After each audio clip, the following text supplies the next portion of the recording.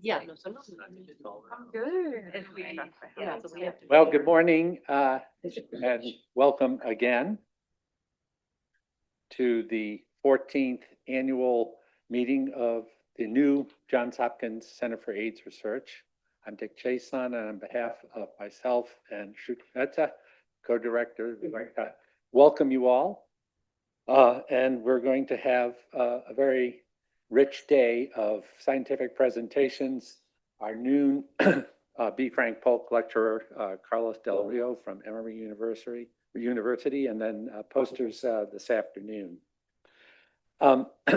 It's been a very harrowing year. Seems like a decade. The last seven to 9 months have been horrific. In the last 5 months of waiting for the NIH to refund the CFAR and a continuing renewal was very nerve-wracking. But finally, a week and a half ago, we received our year 14 notice of award and are back in business. So it's great to be back in business. The process was really grueling. And the NIH imposed demands on us that were outrageous and unreasonable, including the ending of Generation Tomorrow and health disparities pathway program led by Risha Irvin. That was eliminated. Our AfriCure program was not renewed. They are allowing us to continue the AfriCure program to support scholars in Africa studying HIV cure, but we can't send them any money. And so it's been quite the ordeal. But I really want to thank Ann Efron, Eileen Martin, and Brittany Henderson, who soldiered through it all. And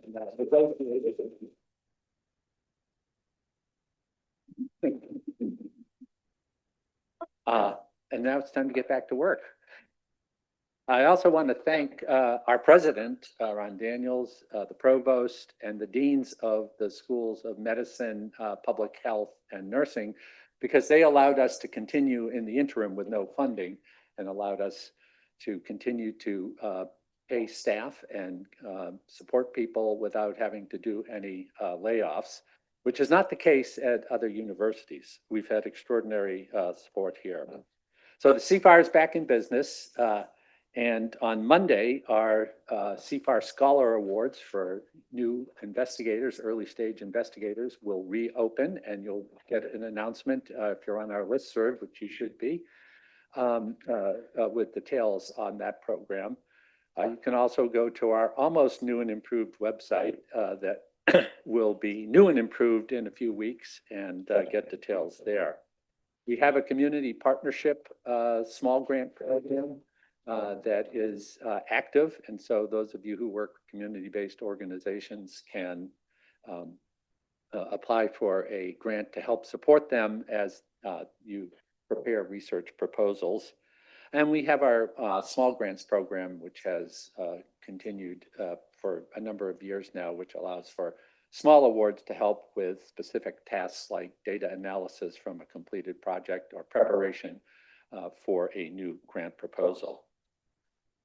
So anyway, with that, I'm happy that we're funded and back in business, and we're going to launch right into the program. And we're going to start with the Adolescent and Young Adult Scientific Working Group.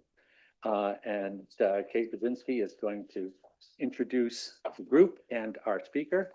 And I just say to Kate and to anyone else coming up here, do not touch the screen. Eileen's wrath. And there is a clicker to advance the slide. Okay, so Kate, welcome.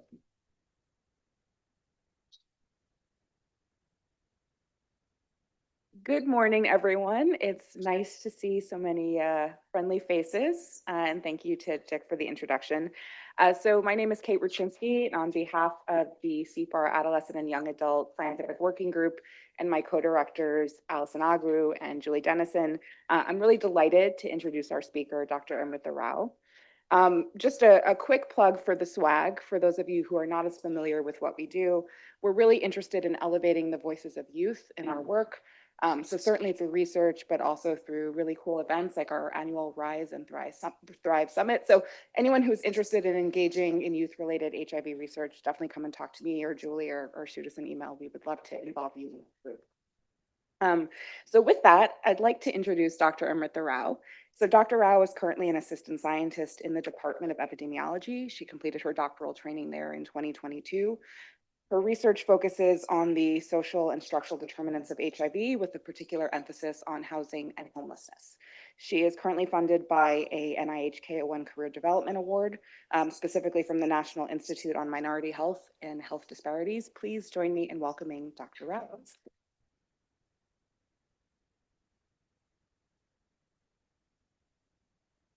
Oh, sorry.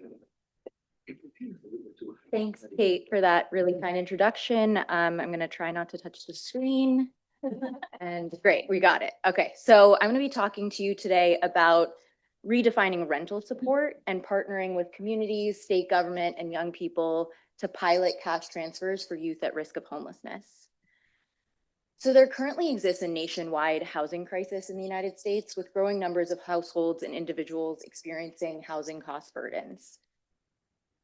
And this crisis is really driven by three main things. So we have the lowest supply of housing for sale or rent than at any time in the past 30 years. There's a high cost of living, so rents continue to rise due to that due to competition over the low supply. And there's wage stagnation. So in 2021, the federal minimum wage was worth 17% less than it had been 10 years prior and 31% less than it had been in 1968. And in 2023, half of all renters, or 22.6 million households, faced housing cost burdens. Severe cost burdens, where households are spending more than 50% of their income on housing and utilities, affected a record 12.1 million households, or 27% of renters. And a direct consequence of the affordable housing crisis is rising housing insecurity and homelessness. And housing insecurity can take on many different forms depending on the context. So it can look like unhoused people sleeping on the street or in overcrowded shelters. It can look like cost burdens, evictions. It can look like the need to live with family or friends, which can cause overcrowding, couch surfing, doubling up, or even poor quality housing. In 2023, more than 653,000 people experienced homelessness on a single night, and this is the highest count since data collection began in 2007. And I wanted to highlight this recent Supreme Court decision. So this is Grants Pass v. Johnson. In June 2024, the Supreme Court ruled that punishing a person for sleeping in public, even if they have nowhere else to go, does not violate the Eighth Amendment's cruel and unusual punishment clause. And in the past year, US cities, as a result of this, have introduced over 320 bills targeting unhoused people, with nearly 220 of those enacted. And then, as many know, in July 2025, President Trump issued an executive order urging cities and states to criminalize homelessness and expand involuntary commitment. And inadequate housing and homelessness can limit an individual's ability to access and maintain engagement in health services, including HIV-related services. And current municipal, state, and federal programs acknowledge and even highlight the importance of safe and affordable housing for HIV service uptake and subsequent outcomes. But innovative interventions and strategies are needed to address the specific needs of young people who experience both disproportionate homelessness and disproportionate risk for HIV acquisition. So I'll just talk a little bit about the unique challenges faced by young people. 1 in 10 young adults, yeah, you read that right. 1 in 10 young adults ages 18 to 25 experienced homelessness in the United States over a 12-month period, based on data from the National Network for Youth. Many factors contribute to youth homelessness, including family conflict, youth transitioning out of foster care, older children leaving home to reduce the cost to lower income families, and limited education and employment opportunities. And all of these things are currently growing issues in this country. Despite the increasing need, there are no housing support services for young people who are not yet considered literally homeless. And although cash transfers are not new in the suite of available social safety net intervention, their implementation has been challenged due to administrative complexities, conditions tied to work or behavior change, and a lack of flexibility to evolving needs. In the United States, direct cash transfers aimed at supporting young people and addressing youth homelessness remain largely untested. And where data have been collected, these initiatives are typically quite small in scale. So that leads me to our current research. Oh, sorry, that slide got cut off a bit. So in collaboration with our partners at Point Source Youth, we've been working to build out a research practice partnership. And I just wanted to highlight that this collaboration would not have been possible without my CFAR Scholarship Award and the Faculty Development Award I received, because it really kind of laid the groundwork to do some initial small projects with this group and really build out from there. But Point Source Youth, or PSY, is an advocacy leader in the youth homelessness space with a focus on scaling up solutions that place power and resources in the hands of young people. PSY is funded through private donors to implement 2 different interventions. So one is focused on prevention, a direct cash transfer intervention to prevent homelessness among youth. It's a one-time payment that is flexible and needs-based. And then a longitudinal intervention, which supports rental assistance. So this is monthly payments to young people over a 2-year period. And this collaboration involves funders, PSY staff, and selectedly community-based organizations in each community where this intervention is happening. So I just wanted to focus a little bit on one of these pieces, the Targeted Housing Assistance Program, which is the prevention-related intervention. So the intervention has 3 main components: housing conversations, supportive services, and the cash itself. So initially, trained providers guide young people who are connected to the program through other community providers through something called a housing action plan. And that housing action plan basically is a plan about what young people are going to do with the cash they receive. Are they going to stabilize their current living situation? Are they going to create a new living situation by getting an apartment? What is their plan with the cash they receive? As part of that conversation, the provider also completes an intake and works with the young person to create a budget to execute that plan. The supportive services are a package of optional supportive services that are tailored to that young person, and the young person gets a say in which services they want to engage with and which services they maybe are not as interested in. The cash is a one-time payment to stabilize the housing crisis, again, based on that housing action plan. The amount is equitably distributed based on need and budget, and it's unconditional. So there's no conditions for access or for use. The disbursement is immediate and no longer than 48 hours. And I just wanted to highlight just 2 real examples of how TAP has supported young people. So in Contra Costa County, California, a young person had not been living in their apartment due to extremely poor living conditions. They were couch surfing. Receiving cash through TAP allowed them to fix their apartment. And without TAP, they would have continued couch surfing and eventually been evicted. In Austin, Texas, an undocumented young mother of 4 had been evicted from her apartment due to a lapse in her husband's income. TAP helped them pay for all of the needed move-in costs. And through supportive services, she was connected to GED classes, SSDI back pay, and even filed a petition for a visa to stay in the United States. And just to present really quickly some initial quantitative results from our evaluation of TAP. A total of 345 young people received cash through TAP, and you can see there a breakdown by community. 623 people, including dependents and other household members, benefited from the cash based on self-report. On average, $3,700 was provided to each youth household to stabilize housing or create a new housing opportunity. And the majority of clients served by TAP were BIPOC youth. 40% of clients served were LGBTQ, which aligns with national estimates of young people living, experiencing homelessness. And the majority of responses, so, these are the housing plans that were put together as part of that initial housing conversation. The majority of responses indicate that people plan to stabilize their current living situation, right? So clean up their apartment, get some additional resources to stabilize where they currently are. And just under a third of young people said that they were going to create a new housing opportunity.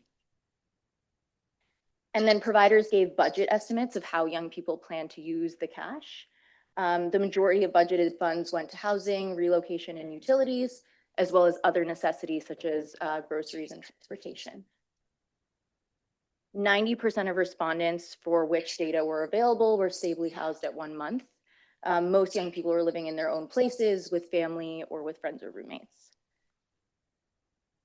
And then this table just shows interest in the optional supportive services.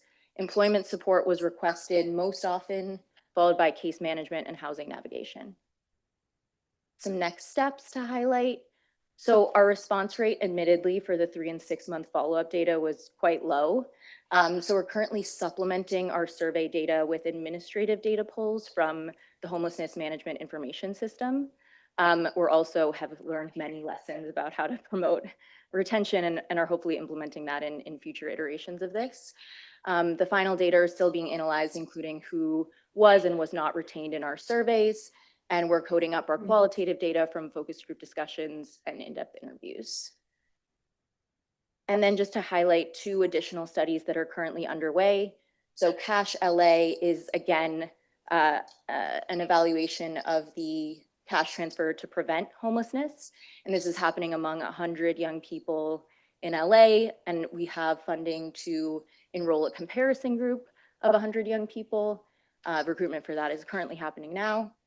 And then DCT Oregon, which is the longitudinal intervention of monthly cash payments. We're also recruiting for that now and just found out a couple days ago that we got funding for a comparison group there as well. So yeah, just some acknowledgements to the JHU team, our collaborators at Point Source Youth, collaborators at all the community organizations, to the young people who've given their valuable time, and thank you to the CFAR and the AYA swag. Thanks.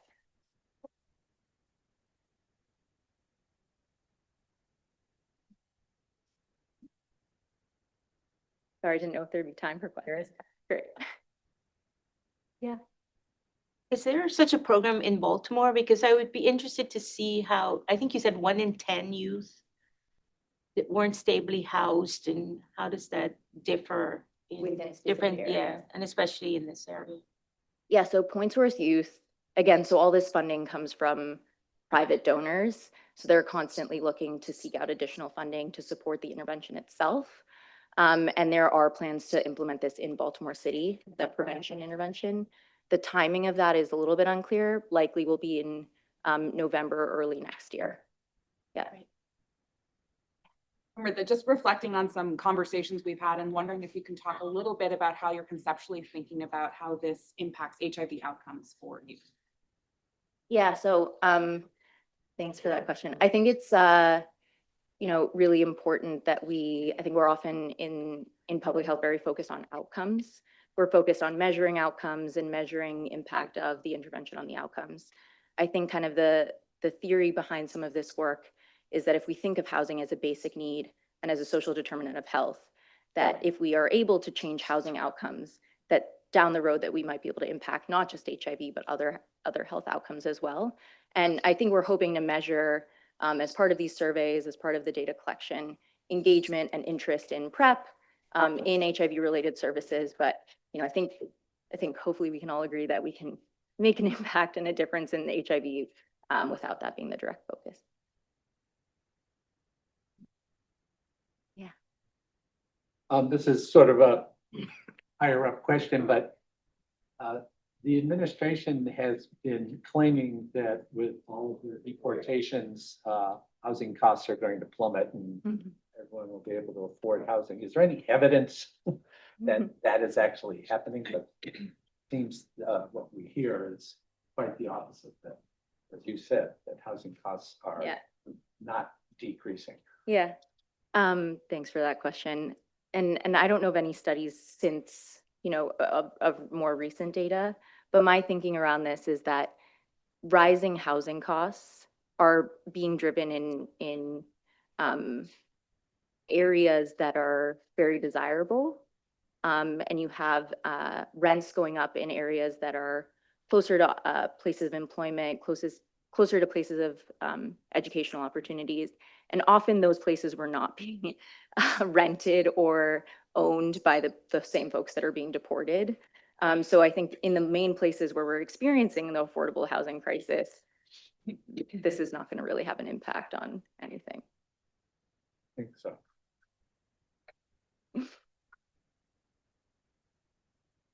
Sorry, did you say something else? Okay. You could advance the slide, then we'll move to the next presentation. Okay.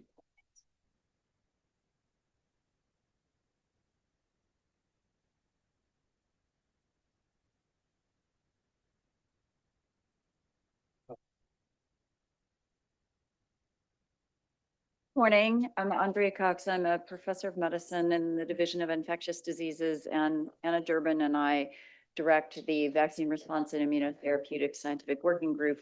And this morning, I'm going to talk about multiple papers published from a study conducted by the ACTG on vaccines and against hepatitis B virus in people living with HIV. So I'm going to step away from hepatitis B directly and focus for a moment on liver cancer. So liver cancer actually is the 6th leading cancer in incidence of cancer, with each one shown the percentage of global cancers in that category. And then it's actually the 3rd cause of global mortality from cancer when a survey of 185 countries was done. So what's going on? Well, the global burden of primary liver cancer, like hepatocellular carcinoma, is actually increasing. And there were almost 1 million people diagnosed in 2020. Most of them died. And then, I should say most die. They're not exactly the same people because they didn't all die in the same year. And as I mentioned, it is a very significant cause of cancer death. And in 46 countries surveyed, it was in the top 3 causes. And concerningly, there's been a big increase in rates of liver cancer. So actually, because of smoking cessation and other factors, we've seen decreases in a lot of cancer in the US and across the globe, but liver cancer in the US and elsewhere has the distinction of being on the rise.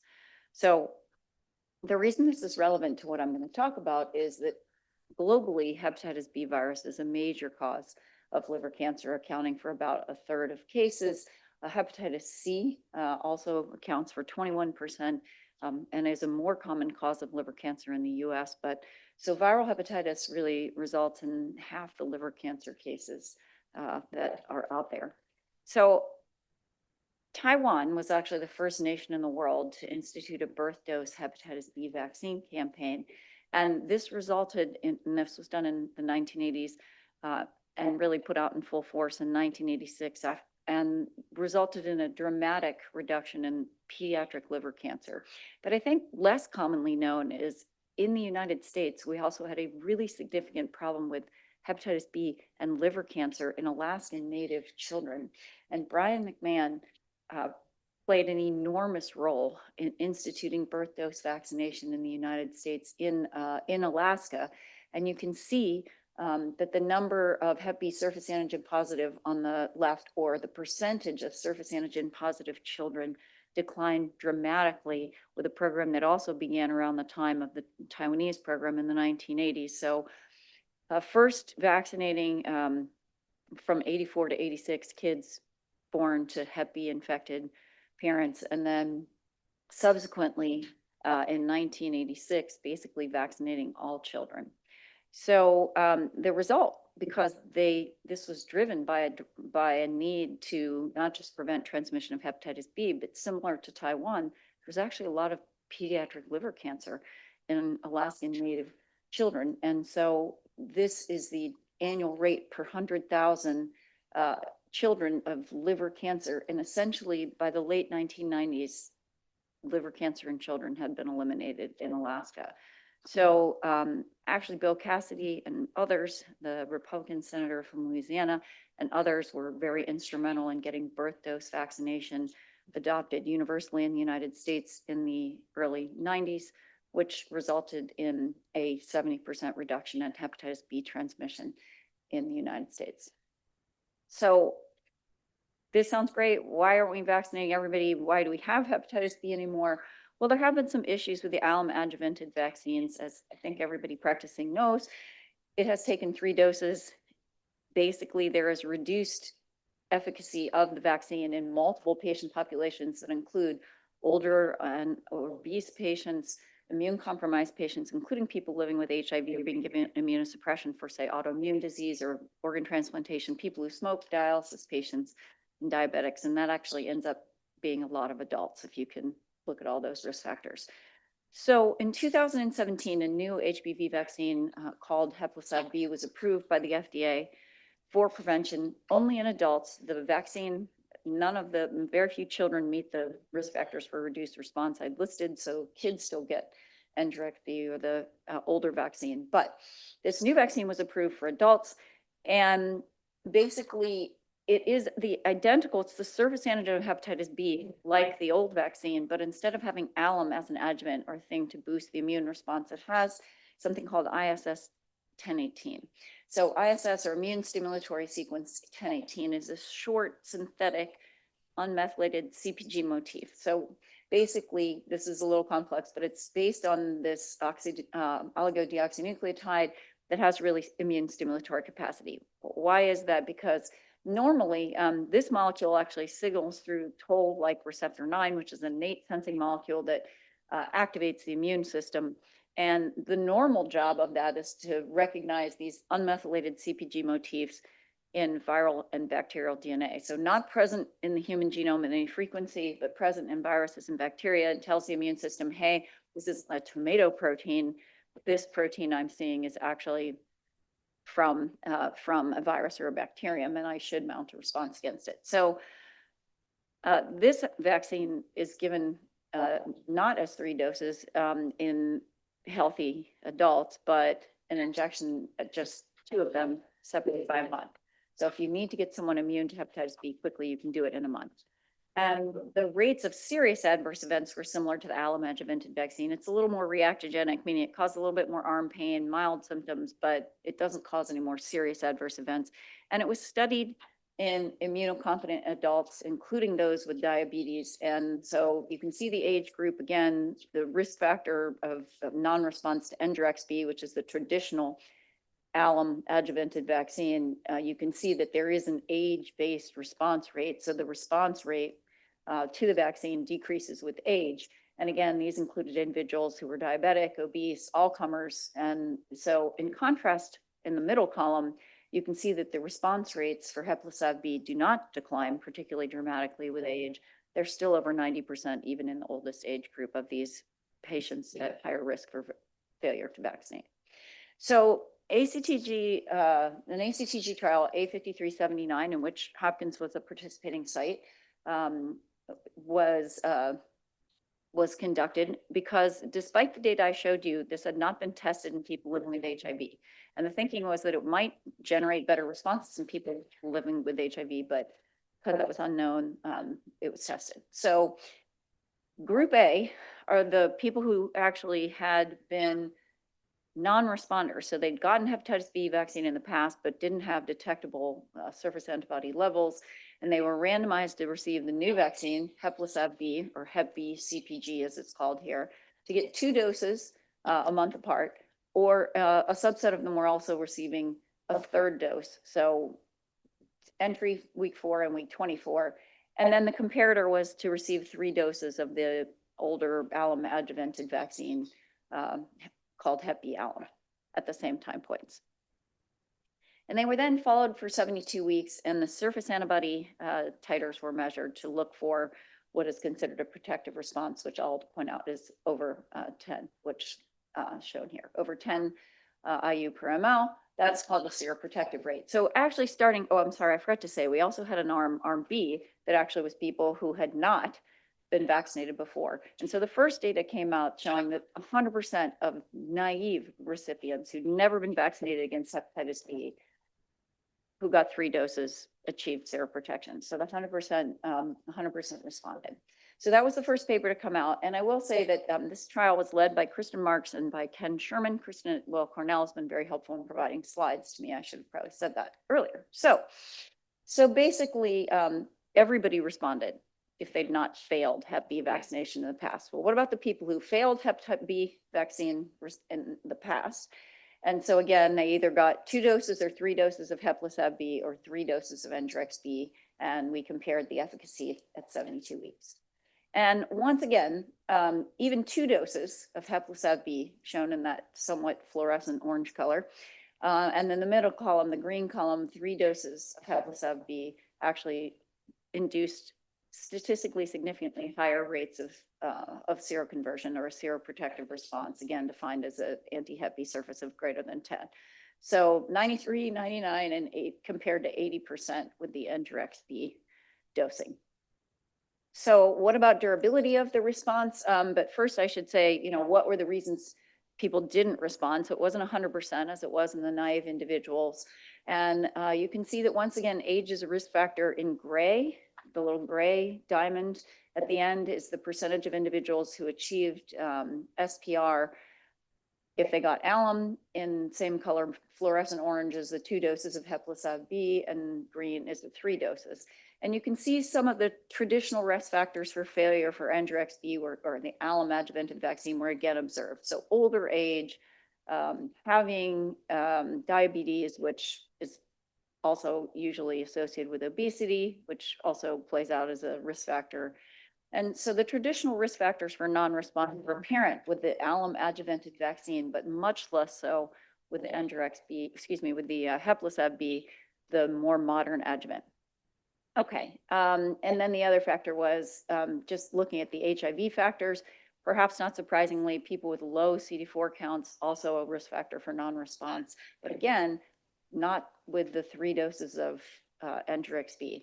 So basically, this all around looks like a better vaccine in inducing responses. So what about the durability of the response? Again, we saw maintenance of these seroprotective levels of antibody for long periods of time after both the 2 and 3 dose vaccines, with still more than 80%, almost 90% in the 2 dose and 100% in the nearly 100% in the 3 dose. So what does this look like over time? Again, the blue line is the alum.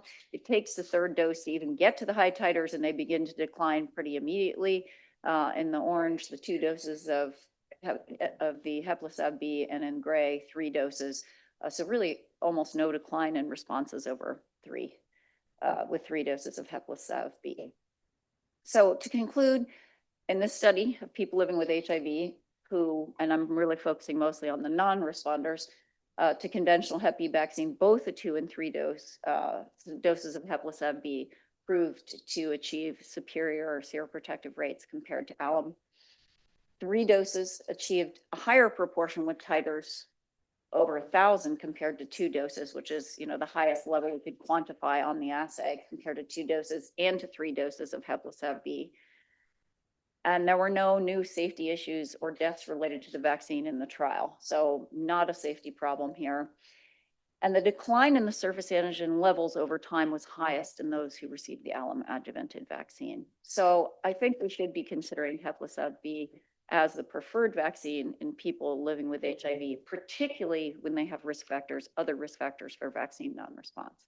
With that, I just want to thank the ACTG trial participants and the Ken Sherman, who was the chair, Kristen Marks, who really made this happen and shared slides with me, and I'd be happy to take any questions.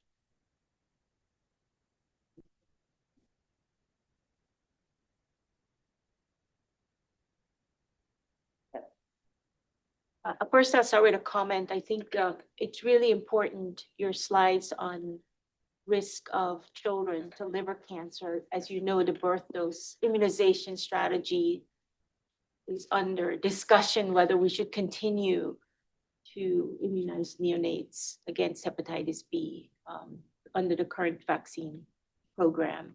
So thank you for raising that point, and I hope we can remind everyone in the audience that there was a reason behind neonatal vaccinations.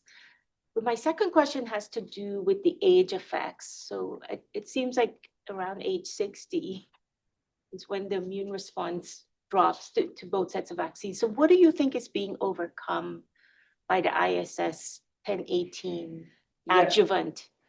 in the elderly setting. Well, not elderly, but I don't know. Let's It's just be age. careful. Yeah, so, Age two. yeah, unfortunately, the same thing seen with herpes zoster vaccination, that really we begin to lose control over varicella zoster virus around 50 years of age, which is why that vaccine is recommended for people over 50. Shingles. So, yeah, I agree. On the first point, I'm very concerned that we're going to roll back progress. And this is like an incredibly safe vaccine, and we should be giving it to kids. And they're talking about saying, oh, we screen the mom, and if the mom's positive, then we vaccinate the baby immediately. But if not, we'll vaccinate later. And anytime you add steps in which people obtain tests and have to make decisions based on them, you will reduce the number of people who receive an intervention. And, again, if someone were acutely infected with hepatitis B, would we miss that? It just doesn't make any sense. It's a well-tested vaccine. It's safe, and it has dramatically reduced the rates of liver cancer in kids, which I think is an all-around win. We are very curious also to know what part of my interest in this as the immunologist on this trial was not, will this work better? Because, we hypothesized it would. It's worked better in every patient population in which it's been tested. It was not a huge surprise it worked better in people living with HIV, but the question is why? What's being mobilized? And so we are now, Justin Bailey and I are working on understanding what the vaccine does that is not happening with alum and why that is leading to better responses, because it will help us probably understand the immune responses of people living with HIV in general, and also maybe set some goals for other vaccines with achievable targets and maybe even some early markers that would help us to predict better responses. And then Eileen Scully is looking at the effects of TLR9 agonism on the latent reservoir of HIV, because this is actually the largest number of people who've received sustained dosing with the TLR9 agonist, and she'll be looking at the latent. Yeah. Gee. Are there any data on use of this vaccine in pregnant? They're not, and I think for the moment that remains, as with a lot of the modern adjuvants, a contraindication. So for example, the RSV vaccine that has AS01 is not recommended in pregnancy, whereas the Pfizer vaccine, which contains no adjuvant, is recommended for pregnant women 32 to 36 weeks of age who are going to deliver a child in RSV season. So we are, as always, and you know this better than anyone, loath to try new things in pregnant people. And that raises some concern. So currently there aren't probably enough data to recommend vaccination of pregnant people with this, but that may be, and that is often slow to come, unfortunately. Yeah. All right. Thank you. That's the slide. Okay.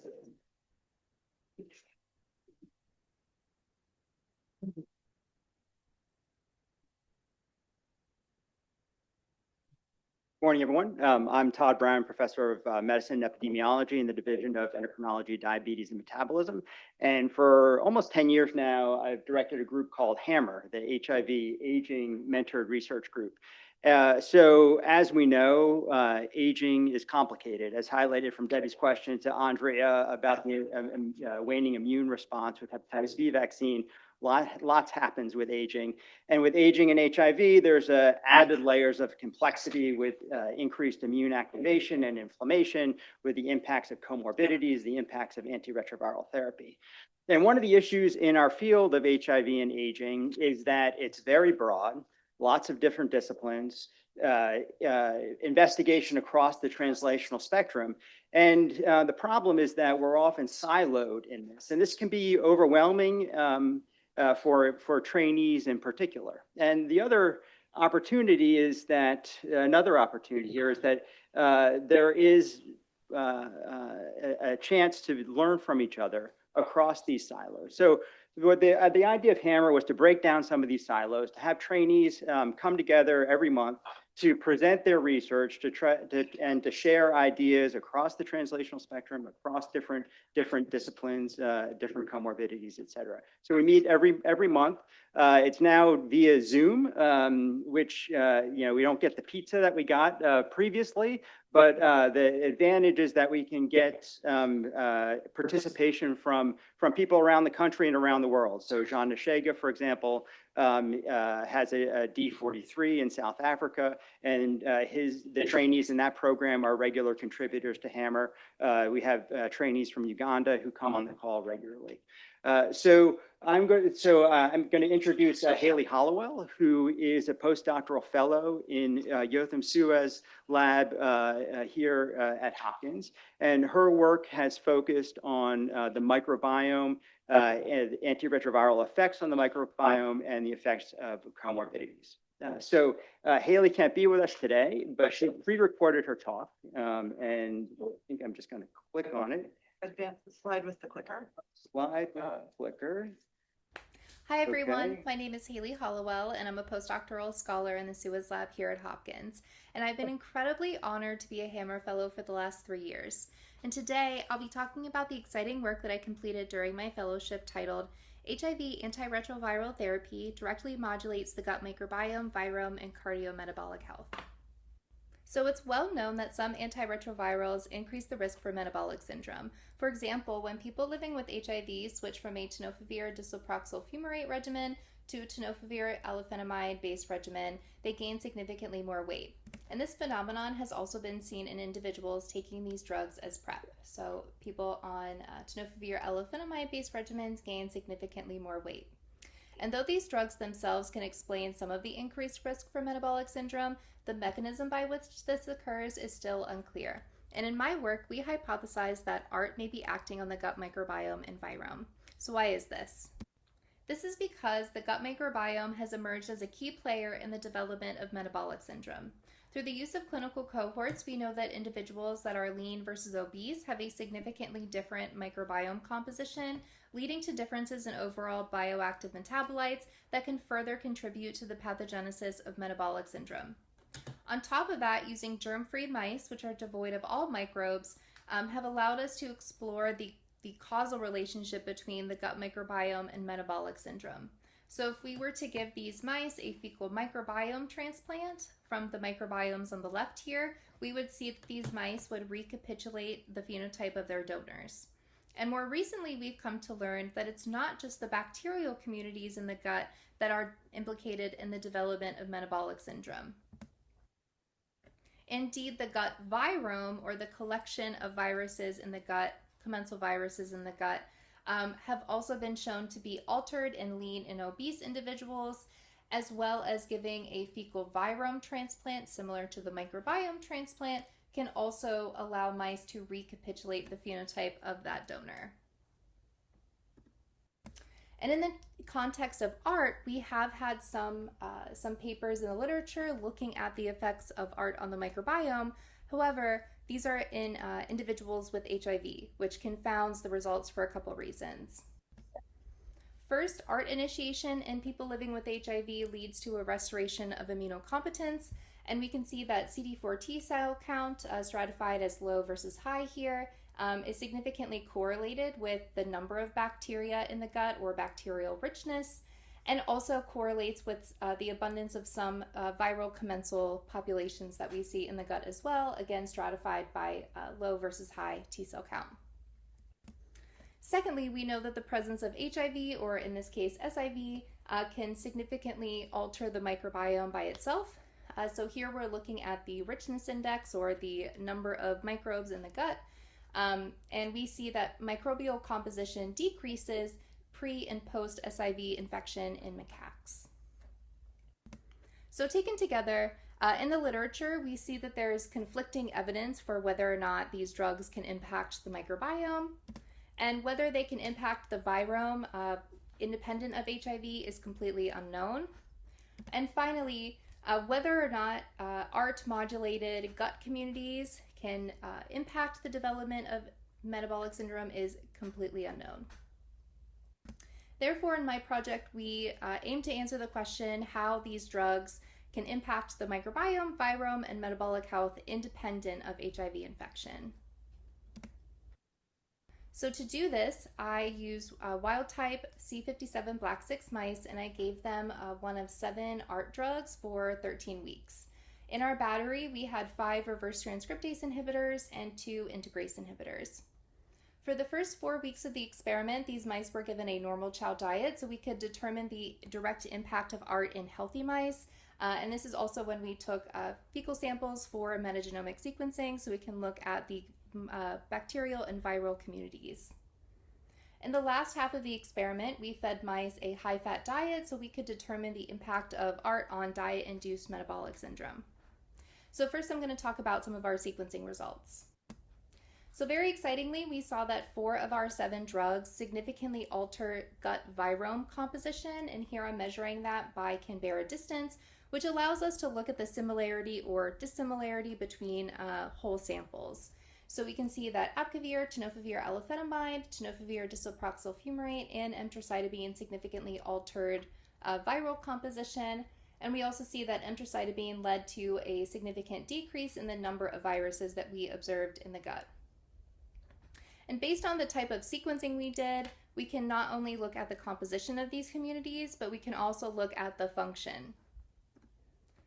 So I saw that tenofovir alafenamide and emtricitabine treatment was altering overall viral lifestyle that we can measure through various phage enzymes or viral enzymes that they use to complete their viral life cycle, which is very cool. And I also saw that these drugs may be impacting DNTP metabolism or nucleotide metabolism in general by increasing enzymes such as ribonucleotide reductases. And importantly, this is the first report of ART modulating the gut virome independent of HIV infection, so very exciting. And looking at the gut microbiome or the bacterial communities here, I saw that 6 of my 7 drugs significantly altered microbial composition or bacterial composition, as well as we saw emtricitabine significantly reducing the number of bacteria in our sample as well. Similar to viral populations, I was able to look at bacterial function in our samples, and I found that some ART may be degraded by the gut microbiome. So just to orient you here, the reverse transcriptase inhibitors used in this study are nucleoside analogs. And for example, abacavir is the only guanosine analog in our study, and we saw that mice treated with abacavir had a significant increase in the guanosine degradation pathway within their microbiome. Similarly, TDF is an adenine analog, and we saw the purine degradation pathway significantly increased in mice treated with TDF.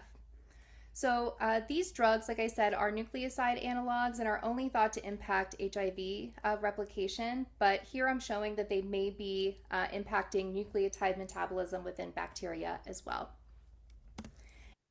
And similarly, we also saw that ART impacts other major metabolism pathways such as homolactic fermentation, where we saw multiple drugs significantly decreasing the overall expression of this pathway. And so moving on from the microbiome and virome data, that was extremely exciting. I wanted to look at the overall metabolic health of our HIV mice, so the second part of our experiment. And looking at weight gain here, I saw that 5 of our 7 drugs significantly impacted weight gain in a drug-specific manner. So lamivudine, TAF, emtricitabine, dolutegravir, and bictegravir, our 2 integrase inhibitors, significantly increased weight gain over the duration of our experiment. I also went ahead and looked at glucose tolerance in our mice, and I again found that 5 of our 7 drugs, emtricitabine, abacavir, tenofovir alafenamide, tenofovir disoproxyl fumarate, and bictegravir significantly altered glucose homeostasis, again, in a pretty drug-specific manner. Finally, we were interested if we were able to recapitulate any of the signals I've shown you today in a human cohort. And to do this, we profiled rectal swabs from individuals giving varying doses of tenofovir through a douche one single time, and we profiled them throughout the week. And indeed, we were able to recapitulate some of these signals, starting with bacterial composition. We saw at 24 hours after tenofovir administration, the rectal microbiome was significantly altered compared to an untreated control.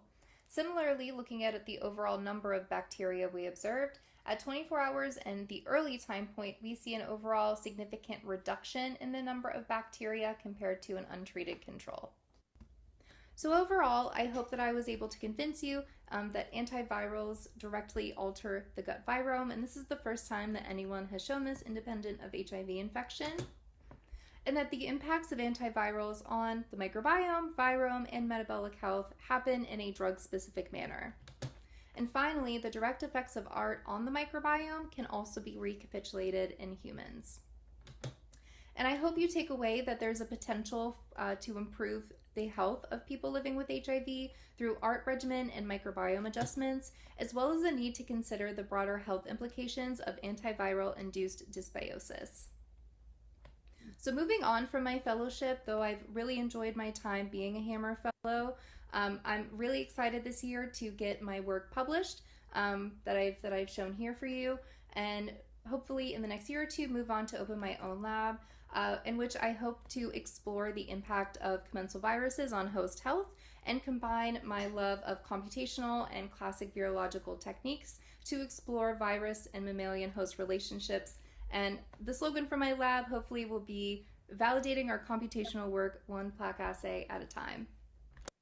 And with that, I'd love to give a huge thank you to my lab and especially my mentor, Yotham Suez, who's been instrumental in getting this work done, my collaborators, as well as my mentors, Todd Brown and Greg Kirk, for the HAMR Fellowship, as well as my funding sources. Thank you so much for your time and attention.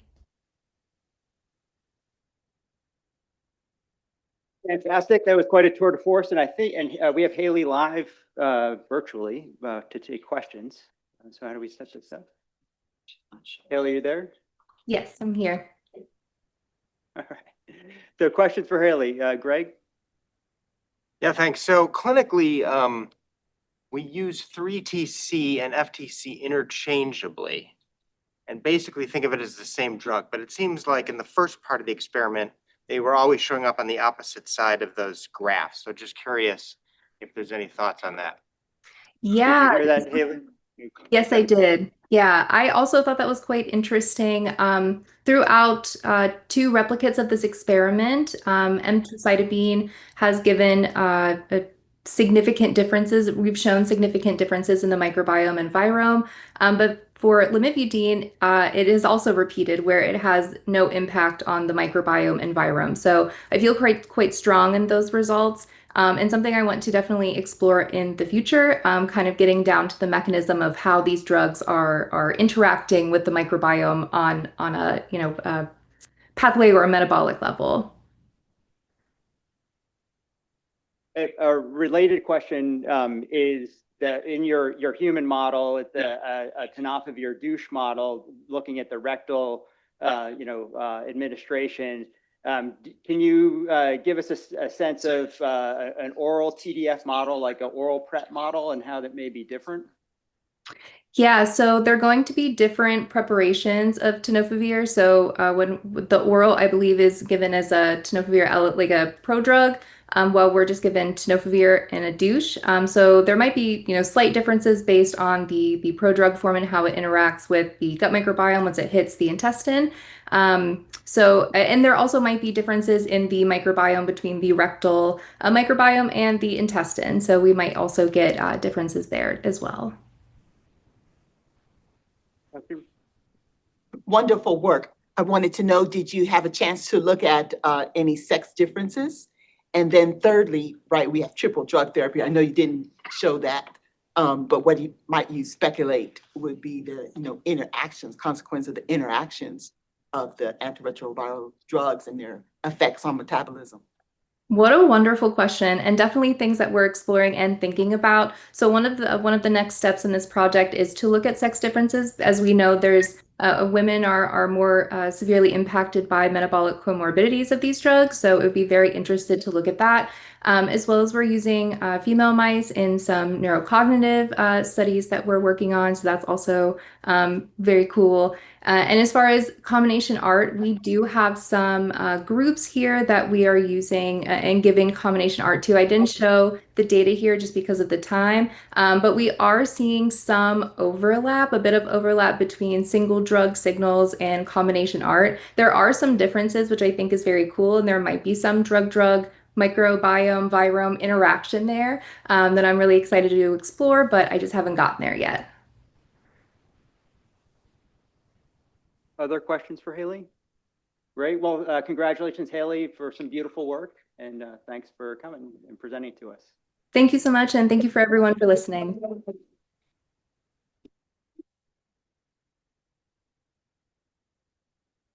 Thank you.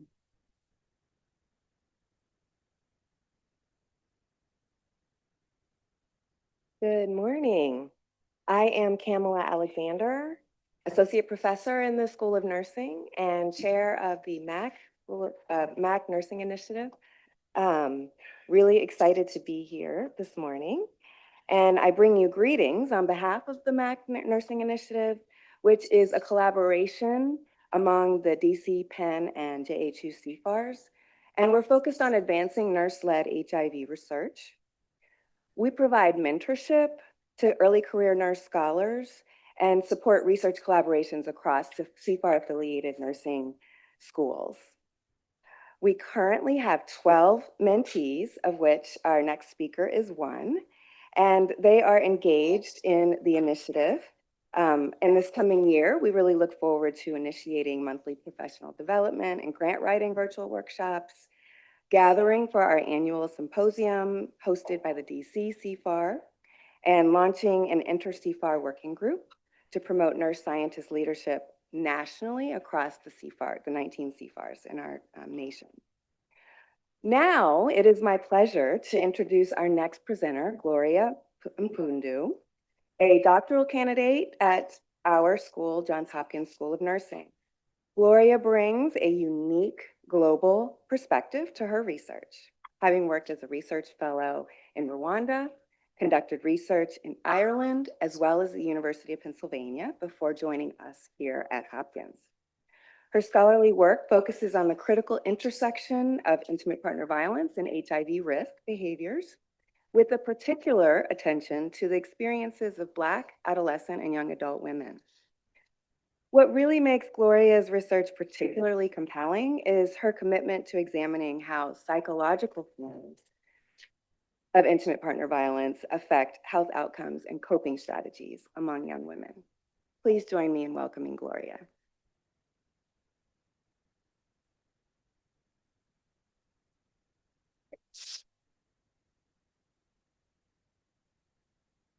You should just use the clicker. Oh.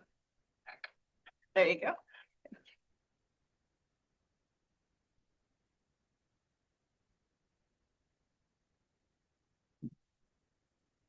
Good morning, everyone. Thank you so much, Dr. Alexander, for the kind introduction. I'm going to talk about findings of a scoping review that we recently conducted that examined intersections between psychological intimate partner violence and HIV risk among women. So to situate psychological IPV, I'd like to start with IPV more generally. IPV encompasses a spectrum of behaviors such as physical, sexual, and psychological abuse. IPV often begins early, with nearly half of women experiencing an IPV between the ages of 18 to 24. Psychological IPV, which is also known as emotional abuse, non-physical abuse, or verbal abuse, affects nearly half of women in the US. However, although it is the most common form of IPV, it is often not as studied as much as the other forms of IPV. However, psychological IPV is just as harmful as it manifests through intimidation, manipulation, isolation, and control, behaviors that profoundly affect survivors' mental health, their social functioning, as well as their overall well-being. So these harms translate into specific pathways that increase HIV risk behaviors. Some studies have shown that psychological IPV might negatively affect people's mental health, and survivors might cope with substance use or other behaviors that might increase their HIV risk. Other studies have also shown that those who experience psychological IPV often have limited ability to negotiate sex, condom use as partners' behaviors, threats, or accusation of infidelity can make engaging in safer sexual practices more difficult.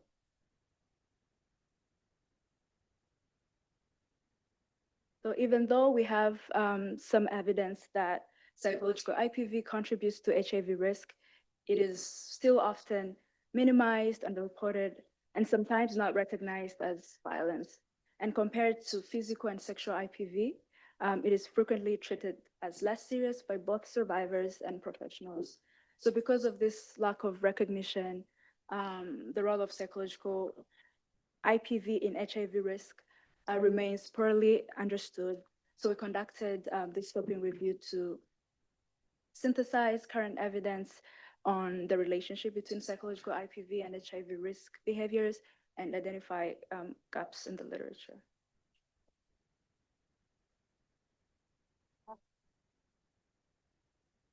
So in this review, we defined HIV risk behaviors as any sexual behaviors that might increase HIV risk.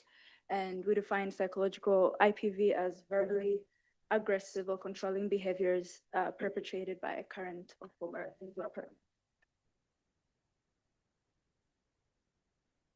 So we included behaviors, the reported findings of the association between one or more psychologically abusive behaviors and at least one or more HIV risk behaviors among women. And these studies had to be published in a peer-reviewed journal or written or translated in English.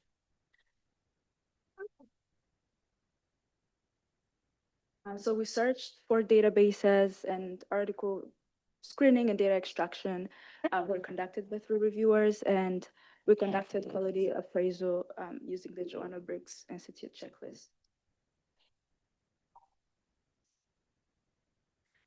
So 22 studies were eligible, and most of them were cross-sectional. Studies were conducted across 4 continents and 11 countries. 6 studies focused exclusively on adolescents and young adults.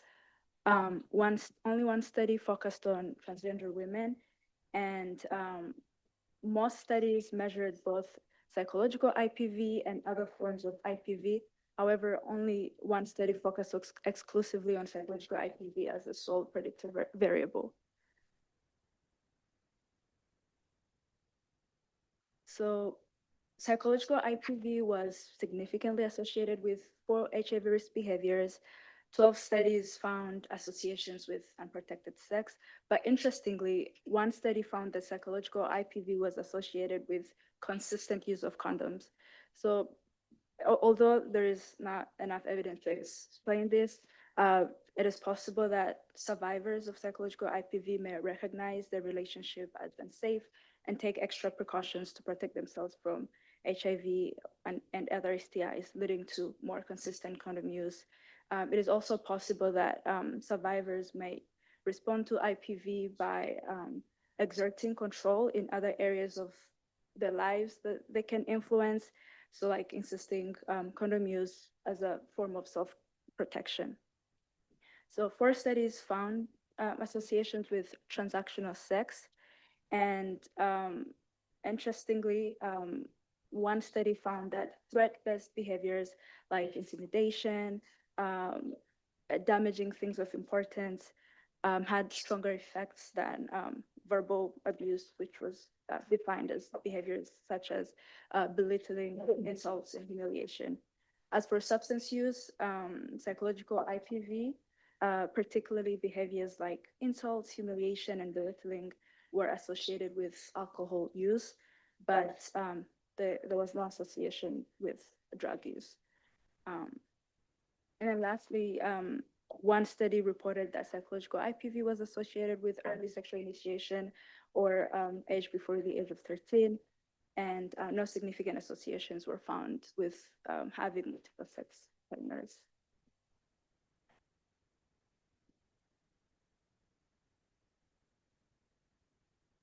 So as mentioned earlier, most studies were cross-sectional. So we still know little about the causal pathways linking psychological IPV to HIV risk. So we need more robust research to test mediation, some biological mechanisms, and establish temporality. And key populations such as adolescents, young adults, and transgender women also remain understudied despite carrying disproportionate HIV burden. And lastly, the limited evidence from low and middle income countries is concerning because psychological IPV is shaped by cultural context. And so focusing mainly on high income settings risks underestimating its links to HIV risk. So the gaps from this scoping review highlight exactly where my dissertation will contribute. Black adolescent and young adult women are especially an important focus because they remain understudied in this area and yet carry a disproportionate burden of new HIV diagnosis in the US. So overlooking this population is not just a gap in research, but it would be a missed opportunity to intervene where it matters the most. So for this population, how psychological IPV is perceived may directly shape their vulnerability to HIV. So my dissertation is going to examine how the different factors such as societal, community, interpersonal, and individual factors that shape how psychological IPV is perceived, and then determine how these perceptions translate into HIV risk behaviors. So by centering young Black women, this work will address critical gaps and generate evidence to inform interventions that are culturally grounded and responsive to their realities. So as I wrap up, I'd like to leave you with these three takeaways. Psychological IPV is just as harmful as the other forms of violence, even though it often goes unrecognized, and survivors themselves may not always see these experiences as abuse. And remember that how survivors perceive these experiences affect how they may respond. So providers must be prepared to recognize and respond even in these situations. So by bringing this awareness into HIV prevention and care, we have a chance to close this gap and design interventions that are truly responsive to the lives of those who are most affected. With that, I'd like to thank the co-authors of this scoping review, and thank you for your attention.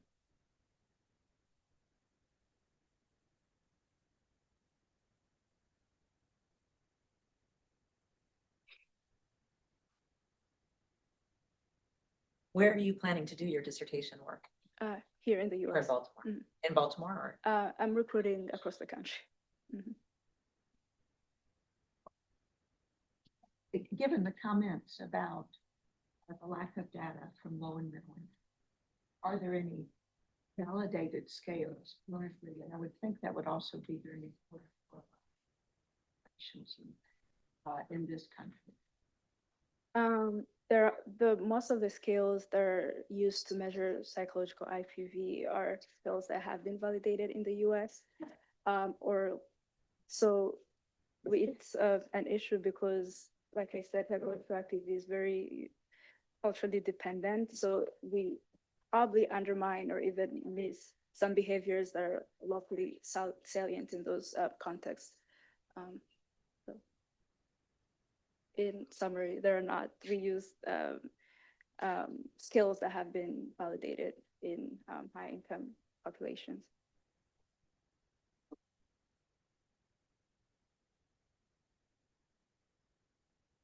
Thank you.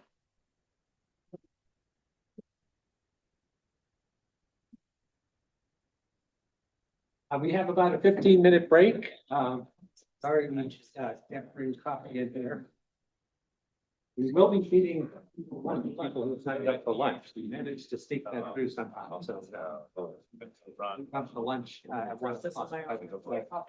Now we'll just take a short break. Great. I saw.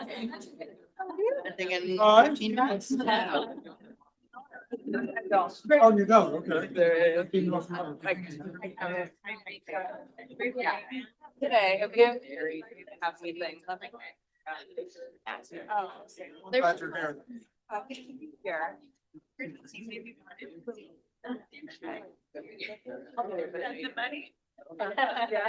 Here. Letters.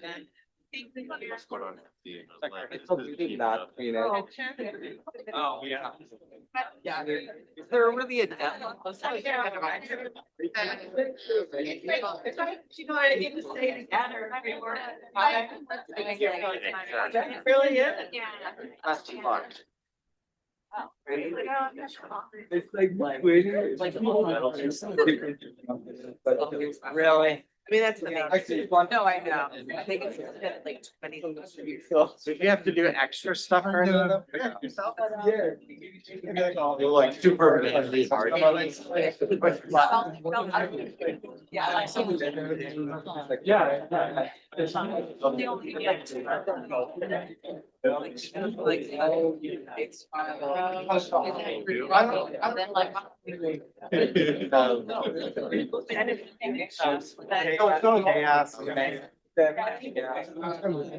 This is good. Yeah. Okay, you know, it used to be like.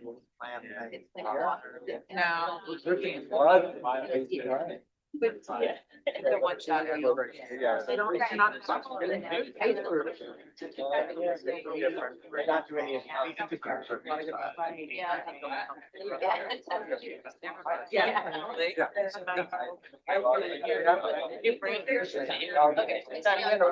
don't. And I guess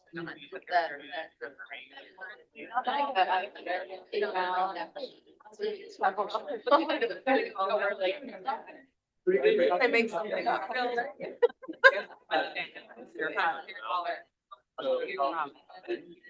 Why did you? Yeah.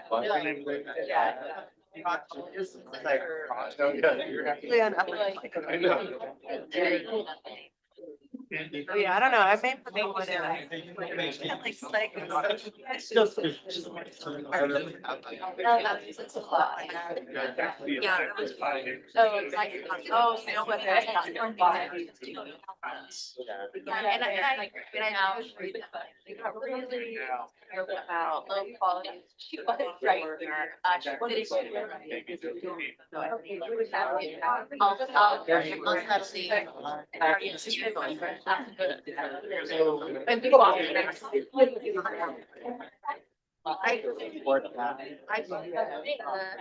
Yeah. I know so much.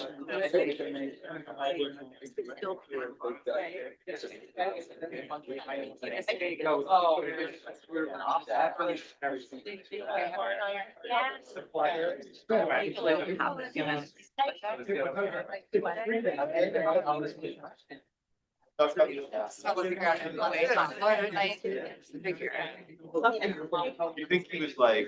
It was late class analysis. Plus. Do I just put off? Do I just cut off?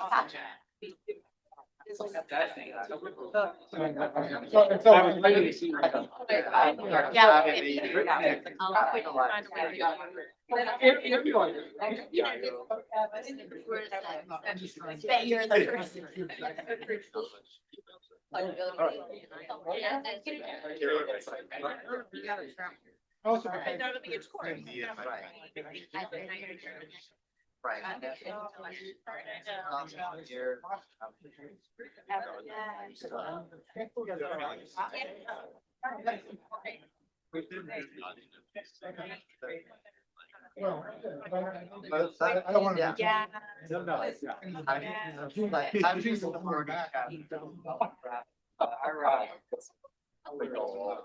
How do you? Before they. Here's the basics.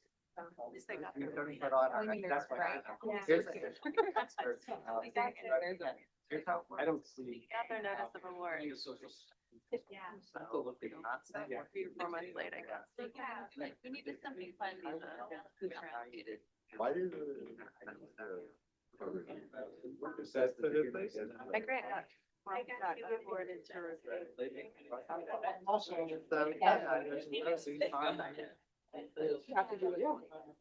Oh, well, no, because I. Outside of that. So it was like, it was after, obviously, they said they're not gonna. I'm working with her on. Right. Yes. Then They're very wonderful. yeah.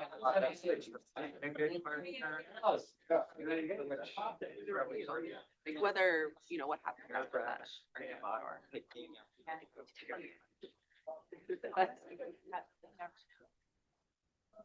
Yeah. Starting it, the baby. They don't put it in, they definitely won't. Well, there's that, right? Exactly. I feel like it's in the grant. Yeah. Like I've thrown a lot. I'm not good. I put it in Baltimore. No one's gone. Or America. Yeah. Got it. I mean, I don't think that one. It was gonna be through. Yeah. Yeah. I was like, yeah.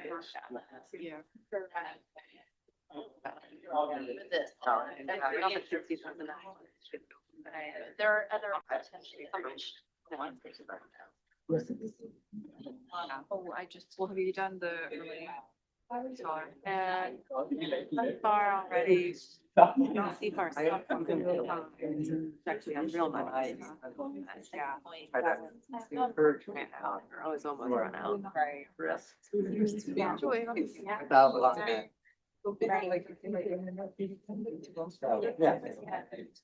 I was going to, and they took it away. So never mind, but now they're gonna bring it back.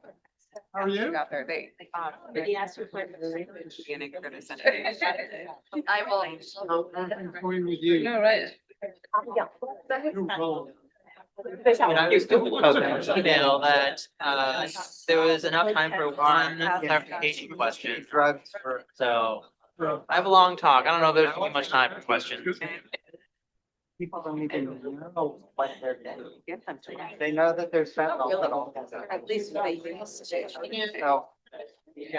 I think, yeah, that would be. Like, I've given the first one didn't actually, I mean. I know. That part I know. Think so. yeah, so actually. Very good. Yeah, but I was very.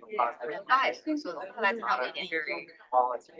I do, I have a sweater, I have this like giant. It's like would be, it's like a bunch, and I don't know how to describe it, but like. It would be necessary, but a little ridiculous. Like beyond the confines of my office. I'm gonna bring one. So it's. And then they complicated it. But I'm gonna talk about her. What happened? Okay, so back to. Not actually. There.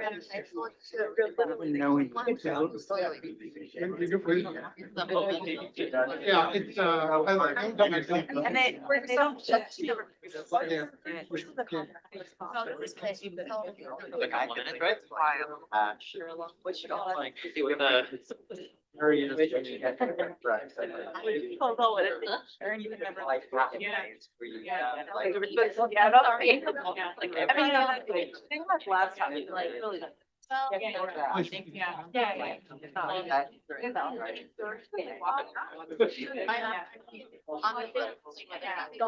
Oh, yeah, no. It was when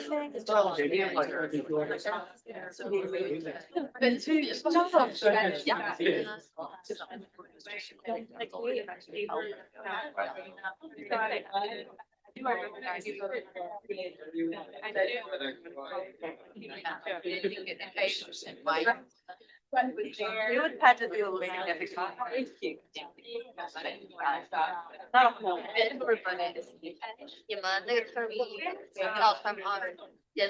Just their kid. Paper. Oh. At least I. So.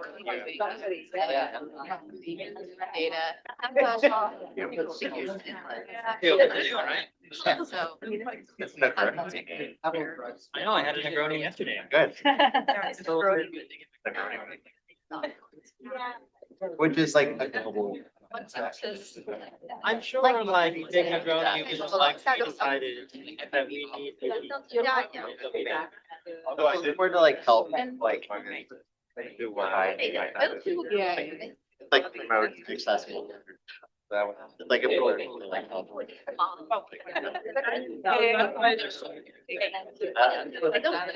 It's more for like. I'm sure Edie was like, you know what, we need more things. Oh, gee. Although that one is.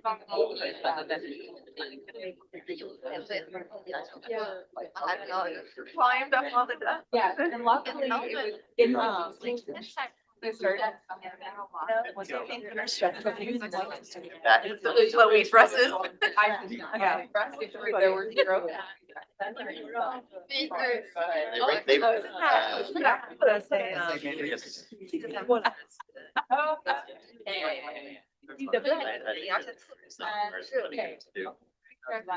Yeah, I have a hard time believing it. I think grassroots movement. Yeah. I forgot to talk to him. I don't know if it goes that far. Yeah, so and then it's turn. Yes, we're running,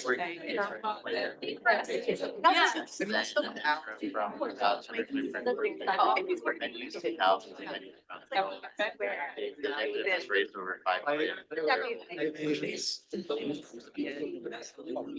I got myself on. Debbie's your All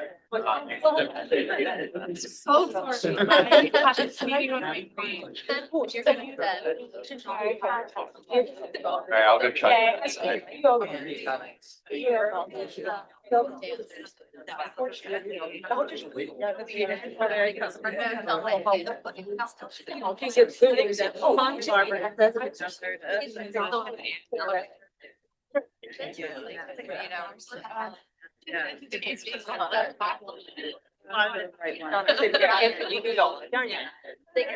We're like to the what child, like. Like, don't do that. This is to go forward. Yeah. Let me check this. Yeah. 第二个实验是强制学习，要强制学习。No, they weren't in the beginning. They like called. Yeah, so they were, yeah. 对，然后因为他这个是让学习。哦，哎呀，就这一点，就不一样。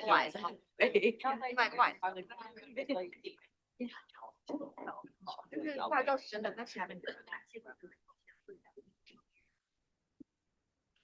Yeah, that's it's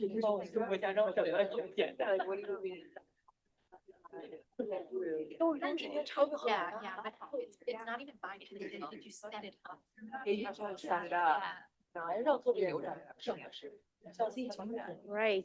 Good morning. So we're going to get started on the second part of the session. I'm Debbie Prasad. I'm professor of pediatrics in the Division of Infectious Diseases and co-director of the Laboratory and Biomarkers Core with Mark Rucinski, who's not here today. We're here to serve you, to help you identify laboratory assays or specific laboratories to help promote your research. So feel free to contact us if you're thinking about submitting a proposal or need advice and guidance on laboratory assays. So today, I'm actually really pleased to introduce our next speaker, Dr. Dhummakupt. He's a faculty research associate in the Department of Pediatrics, Division of Infectious Diseases. His name is, he goes by Tang, and Tang trained in my laboratory as a postdoctoral fellow in 2017 to 2019, and then went on to receive a faculty appointment. And what's really exceptional, so Hwang received a CFAR Early Stage Investigator Award in 2024 that was entitled Unraveling Clonal Proliferation and Sex Differences in Youth Living with Perinatal HIV. So today, actually, it's really great. He's going to present his findings from the CFAR Award on sex differences and viral integration in perinatal HIV. I'm going to turn it over to you.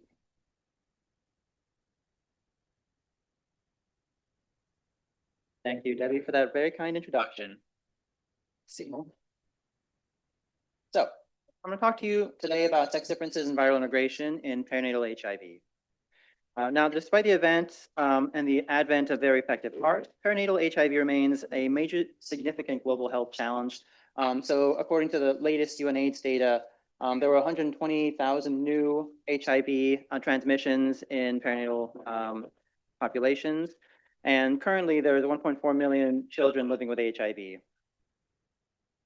It's also important to note that these children, due to effective ART, are aging up and becoming young adults. And the latest studies show that in 18-year-olds living with perinatal HIV, there is a life expectancy gap between those with perinatal HIV and those without HIV. Importantly, with optimized care, it's projected that that gap can be reduced such that those living with perinatal HIV can expect to have a life expectancy equivalent to those without.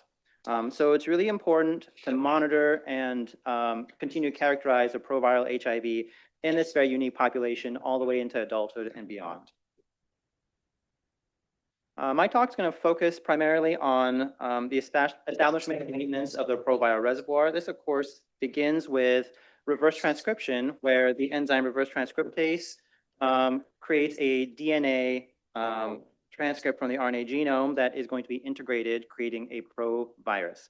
Now, reverse transcriptase is notoriously error-prone, and the consequences of this, and the consequences of this is that only a very small minority of integrated proviruses is intact. Now, these are replication competent, they're infectious.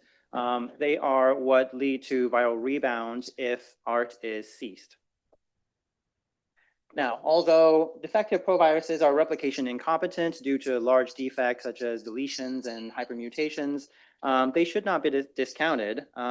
And research has shown that these defective proviruses can still sometimes produce viral proteins that lead to immune activation and exhaustion.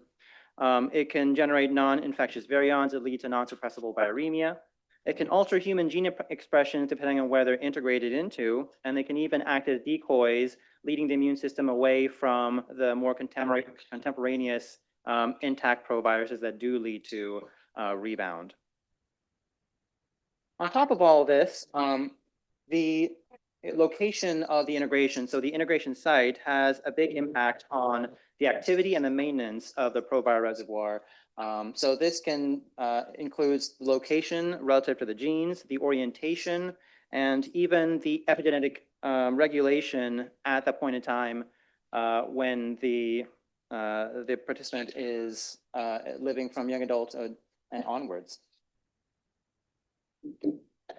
So that everything I've mentioned today is heavily impacted by the care that is received by these individuals. So from infancy all the way to young adulthood, that has a big impact on how the reservoir and the proviral landscape is maintained. So in this review that we've published, we've looked at 26 different cross-sectional studies, and we've categorized them into very early, and late.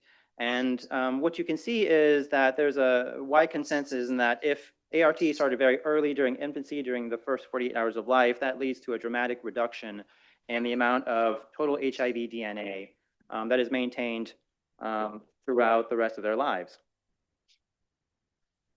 Now, we wanted to add to this study by using a longitudinal study, and for that, we were very fortunate to be able to work with samples of the FACTS cohort. So the FACTS cohort was established in 2005, and it is a cohort of US children, young adults, either exposed to or living with HIV-1 and on long-term ART. So what this allows us to do is within each individual monitor what the provirus is or proviral landscape is at the first time point and then all the way into young adulthood. So in a study that we've recently submitted for publication, we've employed an assay called the intact proviral DNA assay to be able to monitor both intact and defective proviruses in these people. This group, or the cohort, was categorized into two groups. So early suppressed, where virologic suppression was achieved at less than 1 year of age, versus late suppressed, where the virologic suppression was achieved at 1 to 5 years of age. And what we can see is for both total and intact, we see biphasic decay, where there was a large reduction in the proviral load by the first 5 to 7 years of age, followed by a gentler decline, but this was heavily influenced by the age at which they achieve virologic suppression. So especially in the intact proviruses, what we see is a very steep reduction in the first 5 years, and that reduction is carried on well into young adulthood. In addition to this, we determined some really interesting sex differences in this cohort. So here, the data has been separated into males and females. On top is the early suppressed cohort, and on the bottom is the late suppressed. And what we can see is that in the defectives, the provirus, both the intact and defective in males, generally reduce over time from 5 years and onwards. And strikingly, we don't see that in the female. So in the 5' defectives, which is just a species of defective proviruses, the amount of HIV DNA actually increases over their time into adulthood and beyond. We also see differences in the size of the intact reservoir in the late suppressed, where, again, that decline from 5 to 7 years is steeper in females, and that is maintained again into young adulthood. Now, to really understand what's happening here, I wanted to introduce the idea of clonal expansion to really explain why the proviral load is increasing in these participants, and especially in females. So in the absence of art, the classical way that the proviral load increases, of course, is through reinfection of new cells. The virions create unique integration sites every time it infects a new cell. This is generally believed to not happen during effective ART. So what is happening in these individuals all the way into 20 years and older? Well, there's an alternate mechanism called clonal expansion or cellular proliferation, where the cells are able to duplicate without creating viral proteins. This causes the proviral landscape or the proviral load to increase, and one of the telltale marks of this is that the integration site is exactly the same between the two new daughter cells. Now, so to sort of highlight two specific mechanisms in which this happens, I wanted to sort of introduce two different classes of genes in which proviruses are overrepresented. So on the left-hand side is integration into genes that are thought to be heterochromatic. Heterochromatin is highly repressed. So what happens is the virus loops itself around these histone proteins, makes it very inaccessible to transcription factors or polymerases. And what this leads to is a very deep and silent repression that helps immune evasion. The immune system can't see the virus if there are no proteins being created. Another mechanism, and one of those examples of those genes is a ZNF, which has highly been studied, at least in adults and in pediatric literature. An alternate mechanism is alteration of the gene transcription in the host. So if the virus integrates in the correct orientation in the correct region, this actually affects the gene that it's integrated into. And with certain genes, that leads to enhanced cell survival and proliferation. And two examples of this is BOC2 and STAT5B, as well as many other ones that have been previously published on. So I'm going to talk a lot about ZNF and then BOC2 and STAT5, so keep these mechanisms in mind. And importantly, the reason we want to monitor and characterize these integration sites is we believe that is going to impact future cure strategies and therapies, and there's a very unique population. To do this, we're collaborating with Dr. Rick Bushman from UPenn, who's really pioneered a method of ligation-mediated PCR to really detect different clones present in these cells. And without getting into too much details, they use a method called sonic abundance, which allows you to detect different cells with identical integration sites. because it's very hard to tell in Illumina sequencing which sequences are due to PCRs and which are due to the presence of clones. And I wanted to sort of give an example of what this data can look like and how powerful this can be. This is a separate cohort of, it's a cross-sectional study of those living with perinatal HIV, they're adolescents and young adults. And the colored bars are detections and proportions of clones present in each of these individuals. And what you can see is that clones can sometimes represent a fairly large portion of the proviral load. And I wanted to look at participant 117 specifically because it's a really interesting pattern where over 60% of the integration sites detected resulted from a single clone in the ZNF gene. And again, ZNF is this gene that's been described before as heavily present and heterochromatic. So this is one example of clonal expansion that is heavily influencing the proviral load. Now, as I mentioned before, one of the strengths of the FACS cohort is it's a longitudinal study. So this allows us to look at the proviral load and the integration sites in early childhood and monitor it all the way across into young adulthood to see what's maintained, how dynamic the reservoir is. And we've chosen 5 participants that were late suppressed. So again, late suppressed is virologic suppression between ages 1 to 5. And we wanted to look specifically at whether sex differences can also be seen in these integration sites. The median age of virologic suppression is 2.7 years, and they're being followed up into over 16 years of age. I'm going to show data from the first 3 participants that we have data for. And this is just the IPDA data from these individuals. So in all these participants, total HIV DNA, which is shown in black, is detected across all participants. And intact DNA, which is indicative of the HIV reservoir, is in purple and is detected through most of the time points. Blue arrows indicate the 4 time points that were chosen for integration site analysis. And what we can see here is of the 1,449 integration sites between all these participants, large clones were detected at the very first time point, and it's maintained all the way into young adulthood past 20 years of age. And I wanted to specifically focus on participant 3 in blue. And what we see is between ages 15 and 18, there was a large jump in the number of clones. So if we look at this participant and look at each of the individual clonal populations, which is all these colored bars, what we see is between the time point of 13.2 years and 15.4, we see a large jump in the number of clones detected. And interestingly, the top 4 largest clones, which is responsible for this big proportion of this jump, was only detected at this time point. So what this tells us is that the reservoir and the proviral landscape is very dynamic, even though we see kind of a very stable proviral load throughout their life. If you look under the hood, we actually see expansion and contraction of numerous clonal populations, which can lead to, again, expansion of the reservoir. Now, if you step back and look at integration sites detected in more time points, we actually see numerous integration sites in all 3 participants detected, sometimes from the very earliest time point all the way to the very latest ones.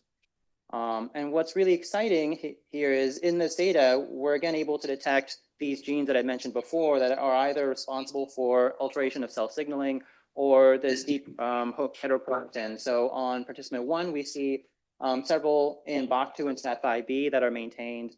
And then in participant 2 and 3, we again see the presence of these ZNF genes.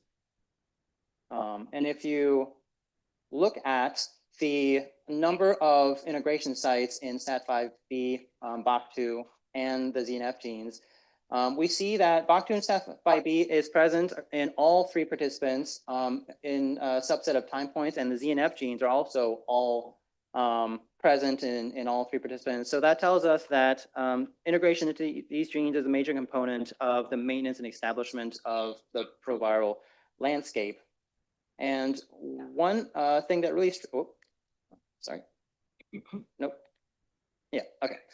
one thing that really struck us and Rick Bushman is the proportion of STAT5B and BOC2 that's present in participant 1. So this is an extremely high level, sometimes making up more than 10% of the proviral pool. This is very unique and something that we've really not seen before to this level. So if you look at the integration sites in participant 1, in STAT5B and BOC2, the red bars above the genes is integration site, unique integration sites in the same orientation as the gene, and blue is an opposite orientation. So what you can see is that it's clustered in very specific regions and are almost entirely in the same orientation as STAT5B and BOC2. And again, we see a very high level of unique integration sites.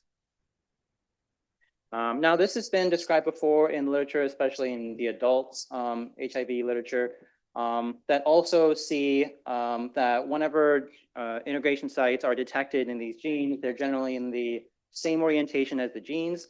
And the mechanism behind this is that when they are in certain introns, they generate HIV sequences that are chimeric to the mRNA. So it's partially in HIV, and it also creates a functional BOC2 or STAT5B protein that enhances cell survival and proliferation. So this is really exciting for us, and we want to see if we can detect this in other participants in the PAX cohort. So in conclusion, we've identified sex differences in both the intact and defectives, and determined that the dynamics are very interesting, and there's a difference between them from childhood, and it's maintained all the way into young adulthood. We see evidence of integration and clonal expansion that, again, begins in early childhood and can be detected well over 15 years later, especially in some of these genes that are overrepresented and has previously been described in this literature. We see a unique pattern in participant 1, and this one female participant that have an exceedingly high levels of integration sites in STAT5B and BOC2. We want to see whether we can find any correlates of this, whether it's due to ART initiation, virologic suppression, or it's the sex. And the current study limitation is a lack of linkage between the intact and the defective proviruses, which means that of all the integration sites, we're unable to tell whether it's intact or defective, but we are working on that through whole genome amplification and specific PCRs in integration sites. And with all that, I especially want to thank the participants and the families of the FACS cohort, whose generosity has allowed us to perform, these experiments. I received a new investigator award, so all these integration site data was funded by CFAR, and I'm very thankful for that, and as well as the lab, Dr. Debbie Prasad's lab, as well as Dr. Rick Bushman's lab at UPenn for all of their wonderful work and contributions. Thank you.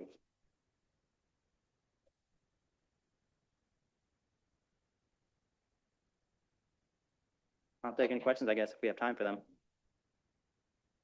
Yeah. Yeah, great presentation and work.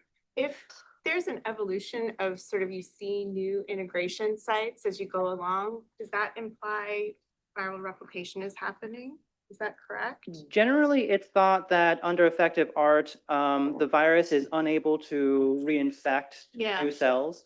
So we think what happens is events like, these are in resting CD4 cells. So if they meet their cognate antigen, they're wired to expand and proliferate because, for example, if they're in a virus that reacts like the common cold or EBV, that is liable to cause expansion. But again, it could also just be sort of homeostatic proliferation. These cells react to certain conditions where they're programmed to expand. And if the virus is not making provirus or not making proteins, they're not being detected by the immune system and cleared, that can be a mechanism for the expansion and contraction of the reservoir. Right, I guess because for us as clinicians, the low-level viremia is always of concern, and whether or not there's actually replicating virus or not is of concern, and so it seems like your work would help. Yeah, and a lot of that is helped by Francesco Simonetti, who does a lot of work on non-suppressible viremia, and so we're trying to see whether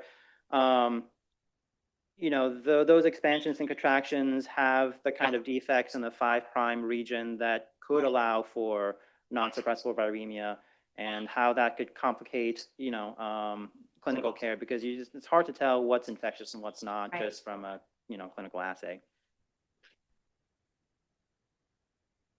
I think mine was kind of related, or maybe it's extension of what you're just kind of talking about, but the immune responses that change based on their age group, the age where you saw that spike. So with all the measures that you're collecting, because you're following longitudinally, do you have any insight about how their immune response, the character of their immune response is changing over time that then could be selective pressure? Yeah, and that's an area that's of high interest to us, and we want to try and look at it more. But what's really interesting is, you know, from infancy into young adulthood, the immune system itself changes very much. So during infancy, it's very tolerogenic. There's a lot of naive cells, and you know, as they age up, you see a change to more resting CD4 cells. You know, this can also be affected by how effective art is. So, you know, throughout their lives, it's hard to discern whether changes in their regimen, you know, it alters the clonal size or the change in the proviral pool. But we do a lot of sort of flow cytometry to sort of monitor the activation and exhaustion in a lot of these cells to see over time, do we see differences in the CD4 cells that make up the reservoir? So that is, you know, we're very interested in that as well. Can they tolerate the regimen? Do they have trouble with the regimens?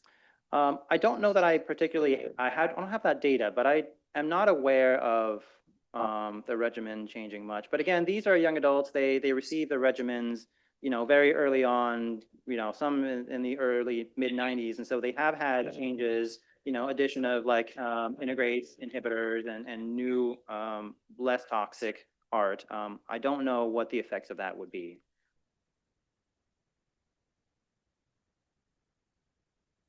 All right. Thank you, everyone.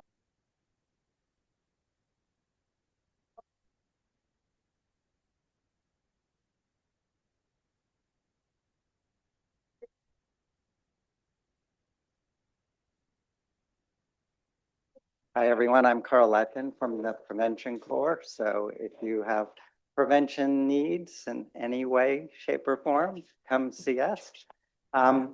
Today, I'm very pleased to introduce Kate Rucinski from the Department of International Health. She's an associate scientist, and she's an infectious disease epidemiologist, and her work focuses on social and behavioral aspects of HIV globally, and her work really is looking at improving not only HIV care and treatment, but also sexual and reproductive services among marginalized communities and focusing on health services.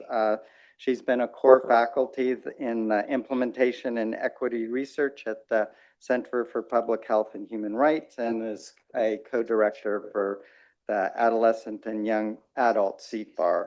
And today she's going to talk to us about exploring preferences for long-acting PrEP among female sex workers in South Africa.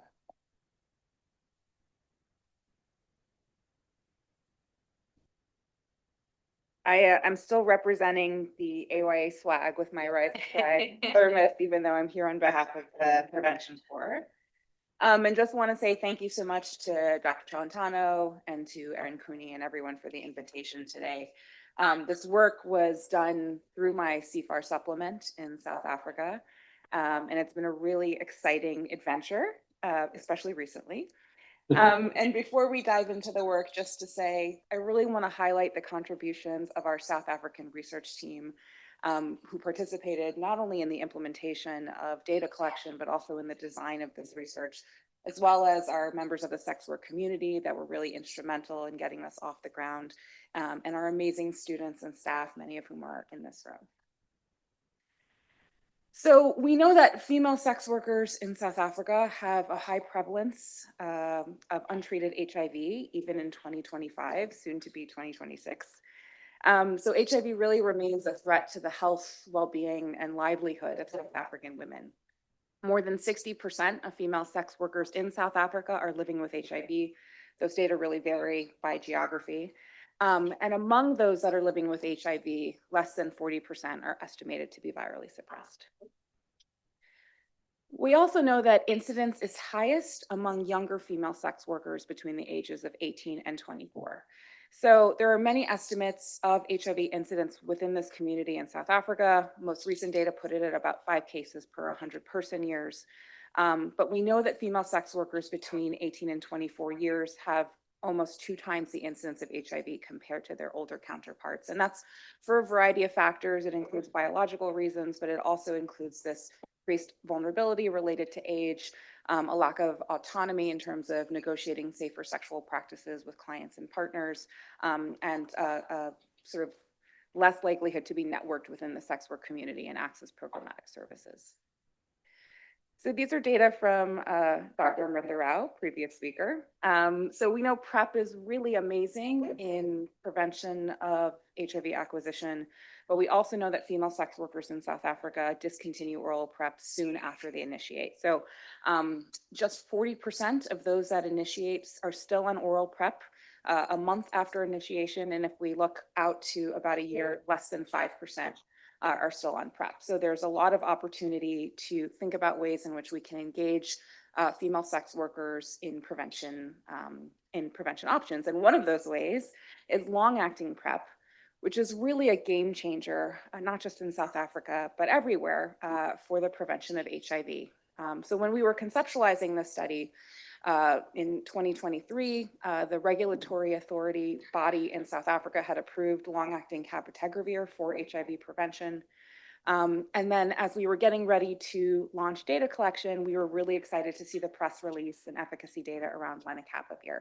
And so we know that there are products in the pipeline, but unfortunately they have not yet been made widely available for folks at high risk of HIV in South Africa. So these are data from PrEP-Watch that I just pulled yesterday. So of the 1.3 million individuals that have initiated PrEP in South Africa, just over 4,000 have initiated injectable PrEP. As I mentioned, CAB-LA was approved in late 2022. Lenacapavir is currently under review. CAB-LA, for myriad reasons beyond the scope of this talk, never actually came to scale in South Africa. And so while we had planned to actually pilot implementation of CAB-LA with this population in South Africa, we were never able to procure drug. And as you can imagine, all of the recent interruptions have also thwarted others' plans to sort of explore the impact of long-acting PrEP in South Africa. There was some really exciting news this week for folks that saw it around negotiated drug pricing for lenacapavir. That was really led by philanthropy. So we're projecting in low and middle income countries we'll be able to enroll folks on lenacapavir for just $40 a year. That's amazing. How we're going to do it, I don't quite know, especially given a lot of these funding interruptions, but I do think we are at this unique moment to use our data and research, not just in South Africa, to really inform what this next generation of prevention is going to look like for women at high risk of HIV.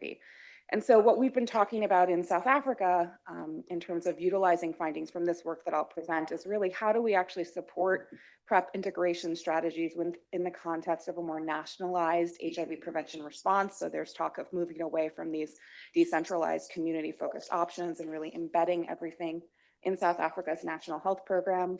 How do we use this information to mitigate potential provider concerns around PrEP, and really also to discover and address operational pain points? And so these were some of the things that motivated our study, but really continue to play out as we start to see results and inform how we're translating and disseminating our findings.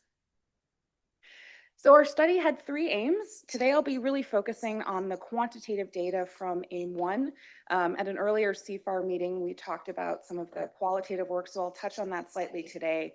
And our third aim, which has evolved many times, is really focused on how we take these insights and operationalize them in the context of current service delivery and also promote demand for long-acting products. And so TBD on that aim.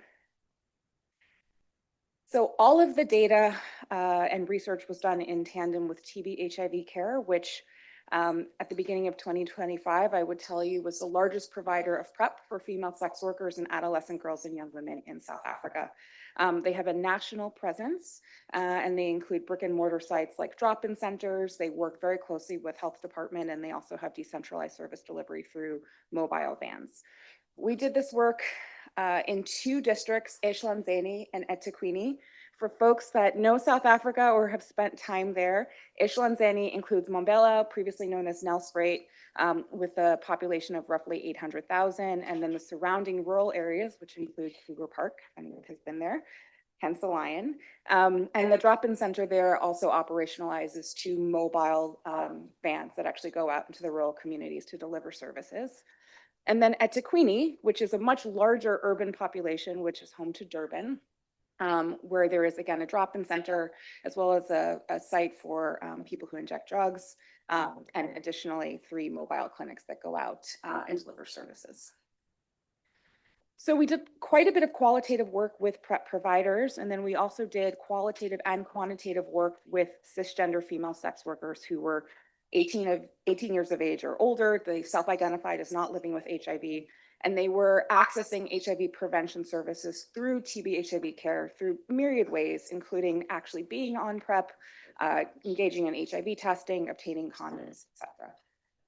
We also were really interested in this sort of like youth component, and so we tried to intentionally oversample sex workers between the ages of 18 and 24, which I can talk to you about offline, necessitated some very creative strategies on behalf of our research. For that qualitative work, we interviewed 24 sex workers through IDIs, 4 interviews with providers, and then 2 formative focus group discussions, which were really intentionally designed to inform the quantitative work, which I'll be presenting. We distributed this work across Eswatini and eThekwini to really encompass the lived experience of communities in both those places. My one qualitative finding slide here is that we found injectable PrEP was very accessible and feasible both to sex workers and also providers. So sex workers did have concerns around potential side effects. They wanted to learn more about LAI PrEP. Generally, they had heard about injectable PrEP, but they didn't really know what it meant, how often they would have to take it, what their side effects would be. But they liked that it was extremely private and there wasn't this burden of associated daily pill taking. And providers also felt that it was acceptable and feasible, and they also felt that on behalf of the clients that they served. But I think they were a little bit more concerned about how they would embed that into their existing workflow. They wanted to have more time to counsel clients, to really talk about different options. They were concerned about cold chain storage, as you can see by the quote here. And then they really were just concerned, again, about sort of adding too much labor. So there are already sort of overtaxed interactions and sort of daily workflow. So for the quantitative work, we conducted 400 interviews with sex workers across Eswatini and eThekwini. Because we were working with sex workers, we sort of pulled away from asking questions about sexual behavior and focused more on social and structural determinants. And so asked about violence and substance use, childbearing experience and caring for dependents, as well as previous experience and perceptions around PrEP. And then within that larger survey, we conducted a discrete choice experiment where we looked at different attributes and levels of PrEP service delivery to see if we can gauge preferences for how long-acting could potentially be delivered moving forward. DCEs have really taken off in the past few years. I feel like every time I go to a conference, I see, 5 or more DCEs. But for folks that are less familiar, we did it because we really wanted to try and reveal what were some of the key elements of service delivery that really mattered most to our community, and really try to understand them in relation to each other. Ultimately, I think we're going to use this work to try and understand some trade-offs so we can maximize user satisfaction, so the folks that are actually using PrEP, but also try to be cognizant of the limited resources that are available to the folks that are delivering PrEP. So these were the attributes and levels that we included, and we focused on PrEP modality, so injectable versus oral, location, so for example, clinic versus more mobile clinic versus more brick and mortar, different incentives that could be delivered alongside PrEP, different support services. Oh, wow, sure. Okay. Location versatility, integration, etc. These are not from the DCE, but these are data that look at factors that were associated with preferences for injectable PrEP. And so we saw that in Eswatini, there was a high probability of liking injectable PrEP versus oral PrEP, that there was some signal that older sex workers might prefer long-acting PrEP, and that partnerships were also playing a factor. I'll just quickly skip over this given time, but we did a mixed logit model with random parameters and used effects coding to look at preferences. This is a forest plot with the preference weights for all of the different levels using effects coding. So they're not relative to each other. They're all relative to a grand mean. You can see up on the right that there is a strong preference for 6 monthly injections, as well as every 2 months, and a strong negative preference for daily oral pills. That we saw mobile clinic pickup was preferred over other ways to pick up PrEP, and that the receipt of food or airtime vouchers were also preferred over other strategies. When we looked at potential heterogeneity of modality by geography and age and mobility, meaning are you someone that's moving around a lot, or are you sort of working in the same place, and prior PrEP experience, we saw a lot of overlap, except with respect to geography. And again, this element of, I think, more preferences for injectable PrEP in a more rural area versus a more urban area. We looked at heterogeneity across some of these other attributes and levels, and there is a signal that there might be some differences in preferences for how and when and sort of where services are delivered by some of these factors, but they weren't, the confidence intervals generally overlap, so we need to look at that a little bit more. So I think top line, we found that female sex workers in South Africa generally preferred injectable PrEP when compared to oral PrEP. We were really lucky that we were able to integrate that 6 monthly option into this just as we were starting data collection, as that seemed to be the preferred option. And it seems like the long-acting option that will actually be available to folks in South Africa. Preferences were stronger in rural areas, and we think that's probably related just to the availability of access around service delivery. And so I think you can imagine being somewhere quite remote, not being able to access a clinic, knowing that folks are going to come through a mobile van every few weeks. And that sort of speaks to that option of taking, PrEP every 6 months. And again, this preference for mobile services along with food vouchers was quite strong, which I think intuitively makes sense. Although if we are moving to a model where we're integrating PrEP into a more nationalized brick and mortar delivery system, how are we going to align that with, a population that really prefers to get their services through mobile-based delivery? So women are different, sex workers are different, have different needs and wants, and I think we need to think about those as we're designing strategies to deliver them PrEP. Options are different than choice. There is no choice without options, I think, as we always say, and so we're waiting for those options.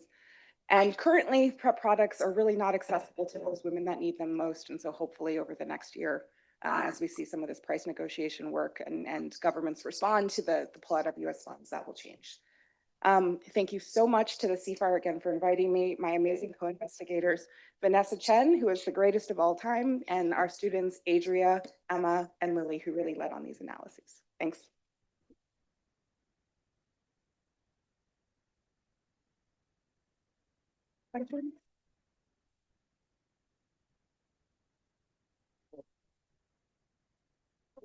No questions. Thanks. I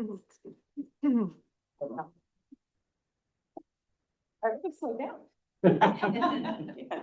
Well, if you do have questions, I'll just say this. We have 2 posters that we're presenting during lunch, one led by Andrea Sir, who's in the room, one led by Vanessa Chen on behalf of Emma McNeely. It details some of the DCE work as well as the qualitative work. We're really excited to get going on more quantitative analyses that look at latent class analyses and try to understand more inherent clusters in these data. We're really excited to potentially continue this work through some additional funding. So stay tuned and come and find me if you want to talk more about injectable PrEP. Thanks. Yes, the slide is lying. There is no break. Because we do want to finish up in time for lecture. So I do want to say Kate has suffered more than most with the NIH these past 5 months. And we're still trying to work out a way forward that allows research to go on in South Africa without finding Sharia law. We're going to move on now to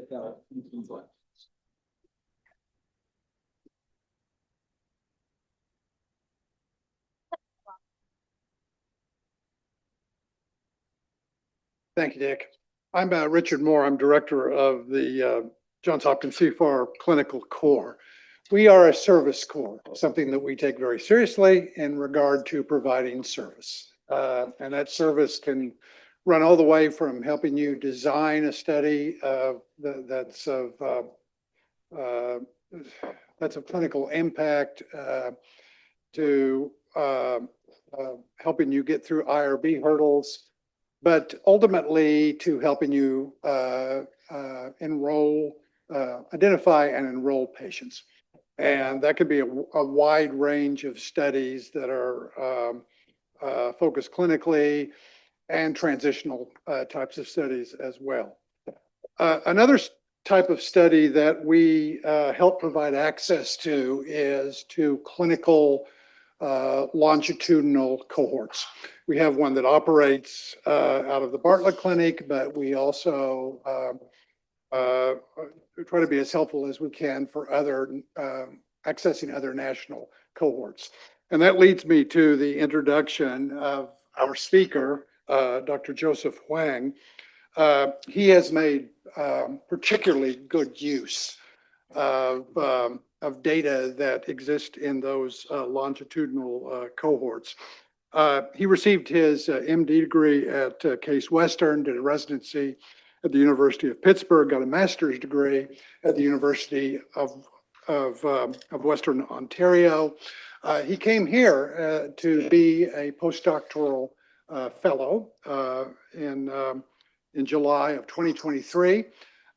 Is coming up to his final year of that, and as I said, has made a great use of clinical longitudinal HIV cohorts, and he'll be speaking today of the work he has done specifically with Integrase strand transfer inhibitors and how they impact persons with AIDS and diabetes. So,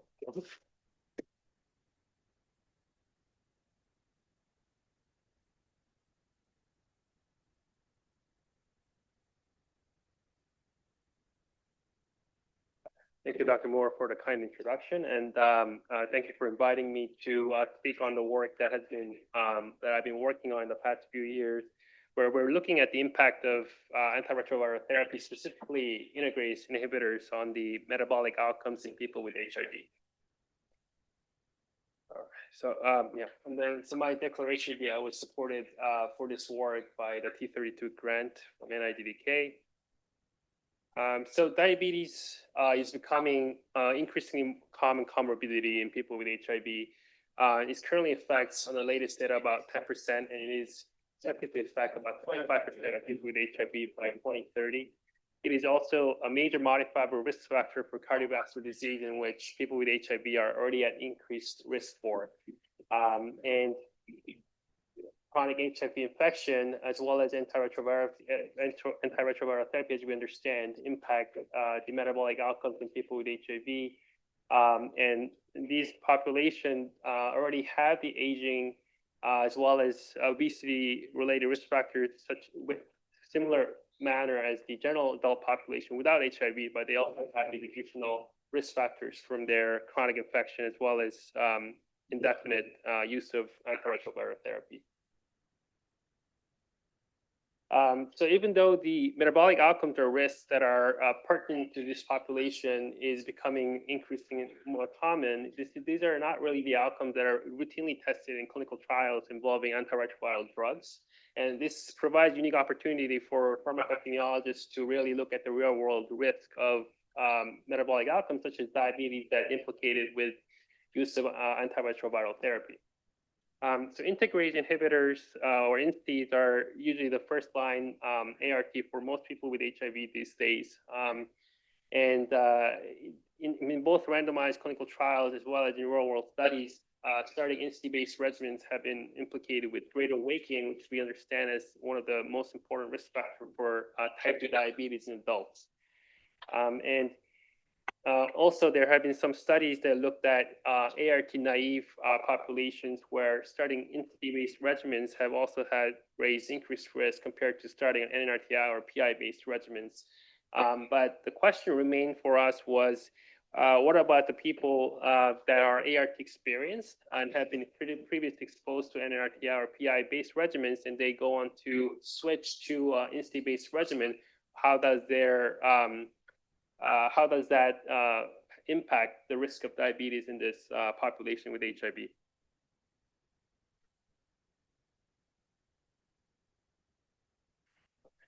So how we designed our study was we had people with HIV who have been using NNRTI or PI-based regimen for greater than 6 months. That was our chronic user definition. That do not have prior history of diabetes or prior INSTI evidence of INSTI prescriptions in NA Accord, which represents the multi-site cohorts across the US and Canada. I think this is about 200 different clinical sites across the continent. So we have data from 2016 to 2022, and the reason why we chose this period was to align with the antiretroviral guidelines that have really advocated for really switched or changed to recommend INSTI as the main regimen class in the first-line therapy starting 2016 or 2015, that period. We also, so what we did was we compared 2 treatment strategies, basically. So one was switching to integrase inhibitors, either one of the bictegravir, dolutegravir, elbictegravir, or raltegravir, or continuing on the NNRTI/PI. I'll get to more detail about the target trial emulation strategies that we did use in our study in subsequent slides. And then the outcome was incident diabetes or new onset diabetes in our study. And it was defined based on one of the 3 definitions that are commonly used in NA4. So one is laboratory-based definition of hemoglobin A1C greater or equal to 6.5%. This is a widely used clinical definition for diagnosing someone with new onset diabetes. As well as initiation of that diabetes-specific medications. So these include like insulin, where if you're on this type of medication, you're certainly likely to have been used for diabetes. The definition 3 is a bit more complex, but with the recent glucose-lowering agents or diabetes medications that are repurposed and are also being used widely for other indications like heart failure, chronic kidney disease, or prediabetes, in the event that the individuals are prescribed these medications, then we ensure that there was a diabetes diagnosis to support the definition of our outcome.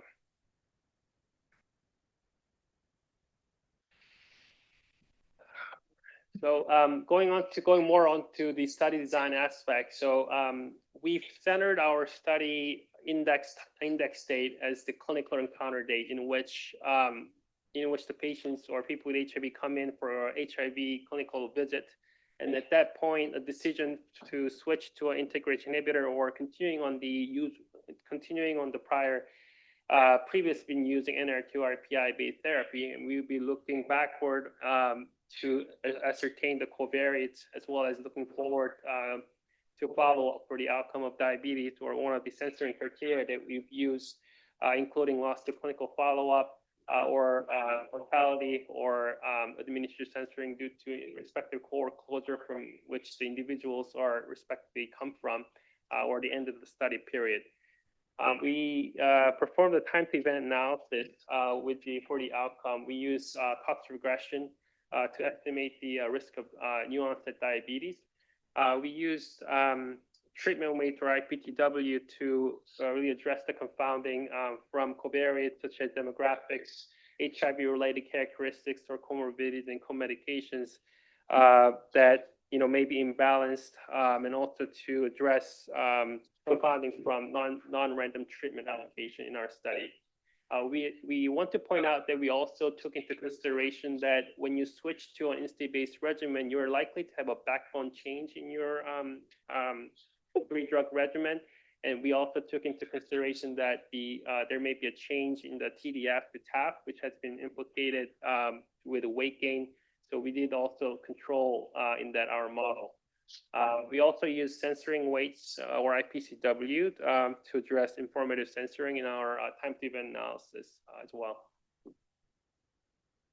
So this is kind of a graphical demonstration of what target trial emulation in our study looked like. But I want to take a step back because this target trial emulation, I think it's really become a buzzword in a lot of the journals and the current use in pharmacoepi. But it really what it really implies is when we like to have a randomized clinical trial if that is possible to really look at the effect of a drug on an outcome. But when that's not feasible, we try our best to mimic or emulate a clinical trial that is ideal to test our hypothesis using observational or real world data. So in our target trial here, people with the HIV would have been randomized to continue on an NRTRPI or switch to instate a study enrollment or trial enrollment, and we look forward in time for the outcome of diabetes, right? In our target trial emulation strategy, we follow patients at clinical visit where the decision can be made to continue on the prior regimen of NRTRPI or switch to INSTI, and we follow from the time of exposure to the incident diabetes, which was our outcome. We use nested clinical trials design as a target trial emulation strategy, and that is graphically depicted in the right side of the slide. So if you are someone who, without diabetes, but on NRTRPI, you have a clinical first encounter during our study period, then you have the opportunity to switch or continue.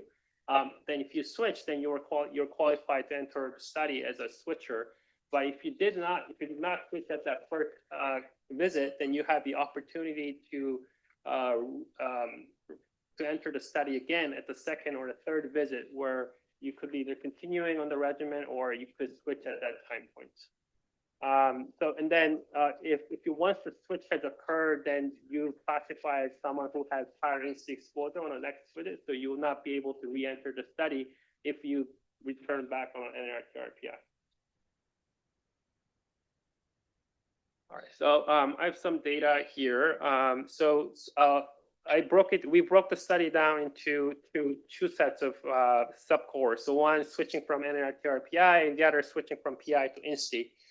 So if you look at table 1A on the top left corner, we have about 2,700 participants who have switched to integrase inhibitors from NRTI. We have about 7,800 people who have contributed about 54,000 observations that have continued on NRTI. You can see that demographically, they're pretty well balanced with respect to the age, distribution of sex, and they had a similar median A1C at baseline as well as the BMI. You can tell about half of the patients were either overweight or obese based on that BMI, and most of them were virally well suppressed. You can see on the table 2A on the bottom left corner that we saw about 10% higher risk in the incident diabetes with switching to INSTI compared to continuing on NRTI, although it did not reach statistical significance. And that is also illustrated on the right cumulative incidence curve of diabetes, where the blue line represents the switchers and the red line represents the people that continued on NRTI during the study period.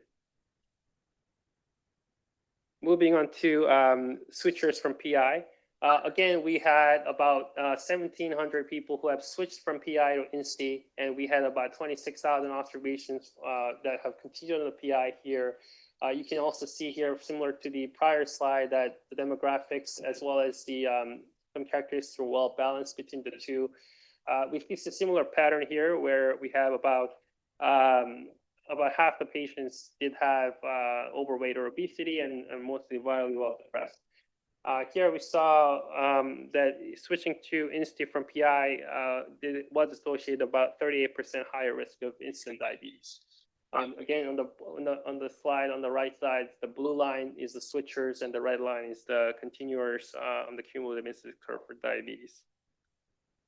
We did many additional analysis, but we have a few to share. So we looked at if the risk differs between the first 2 years after switching versus the rest of the follow-up period over the 5 years. We did see a trend towards a higher increase in the initial period after switching compared to the latter times. And we also investigated whether there's a mediating role of weight gain, because that is a major risk factor for type 2 diabetes. And we did not see a meaningful change or decrease in the hazard estimates of diabetes when we took into account on the weight gain that was defined as greater than 5% from baseline weight in the first year of observation. To summarize, then, we observed there was about close to 40% higher risk of incident diabetes when you switch from PI to INSTI-based regimen in people with HIV across North America. There was a modest increased risk when you switch from NNRTI to INSTI, but that was not statistically significant. We also observed that the diabetes risk is higher or more concentrated in the first initial years after switching, and that has implications, clinically, when might be the best time to monitor and really have a strategy to diagnose these patients in after switching.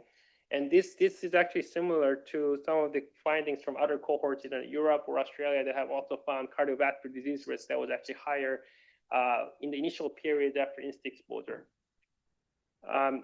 So we finally we did not find any meaningful mediation by weight gain on the relationship between INSTI switching and diabetes, and we think that there must be mechanisms beyond just weight gain that impose diabetes risk in this particular population. And there had been some evidence in both clinical and translational work where even before there is a measurable weight gain, there are changes in these patients or at cellular level. We see the insulin resistance and changes in inflammatory markers as well as the adipocytes that could predispose to resistance to insulin hormones that could be contributing to this risk that we're observing. Finally, so one of the strength of our study was that we tested our hypothesis. We studied in the multi-site cohorts of US and Canada.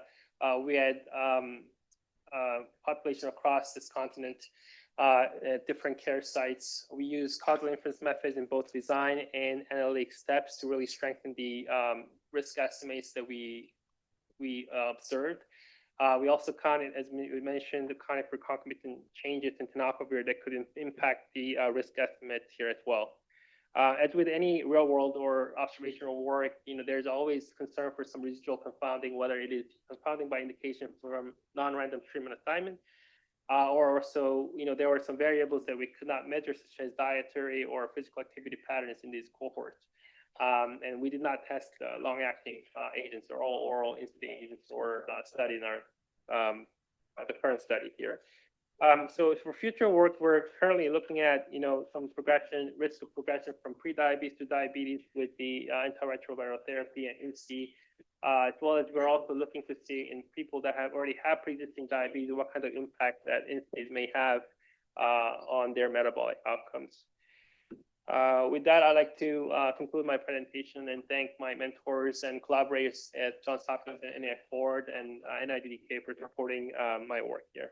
I'll take on questions. Thank you.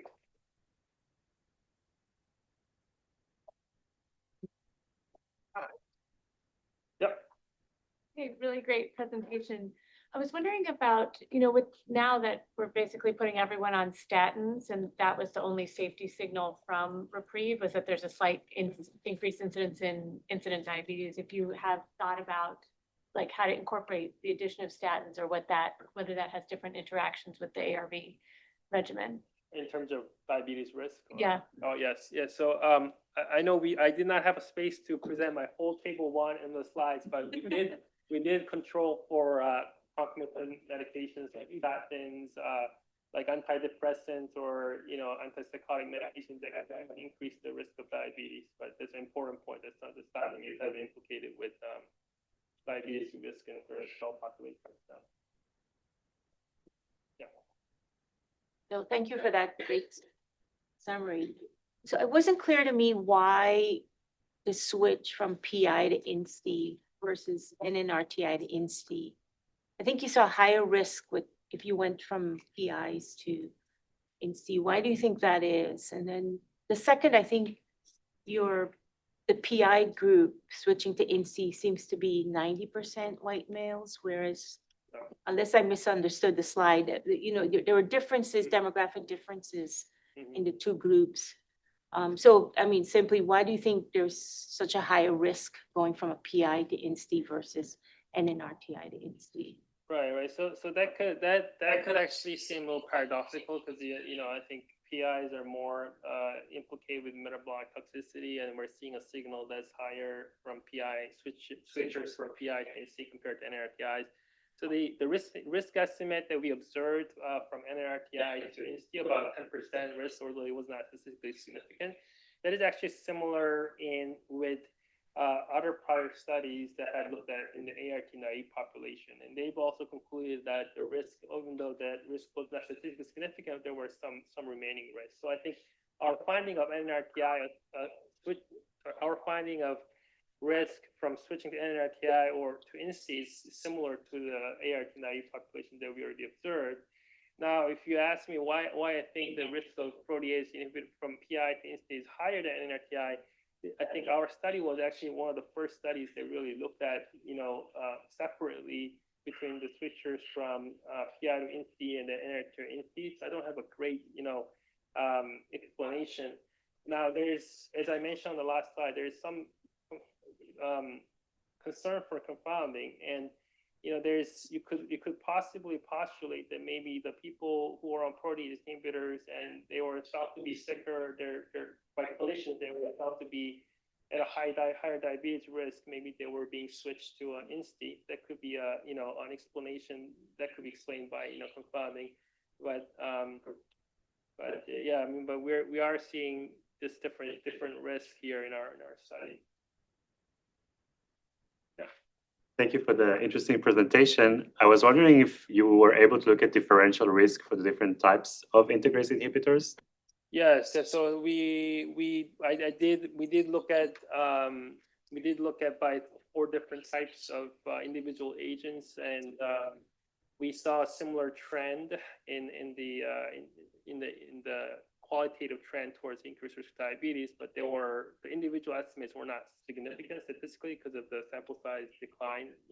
When you look at subgroups. Yeah. Thank you.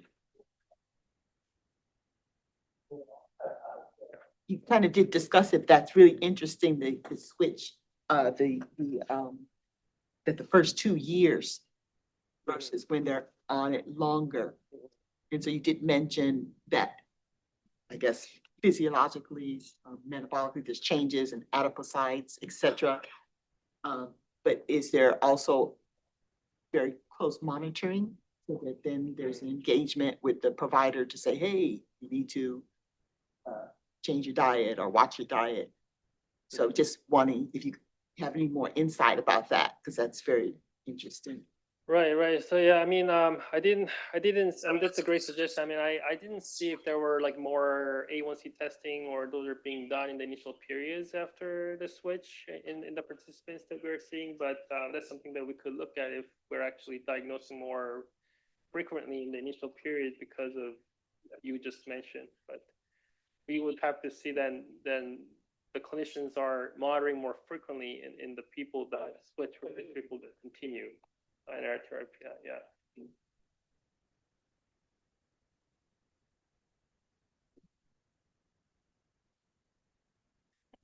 Oh, yes.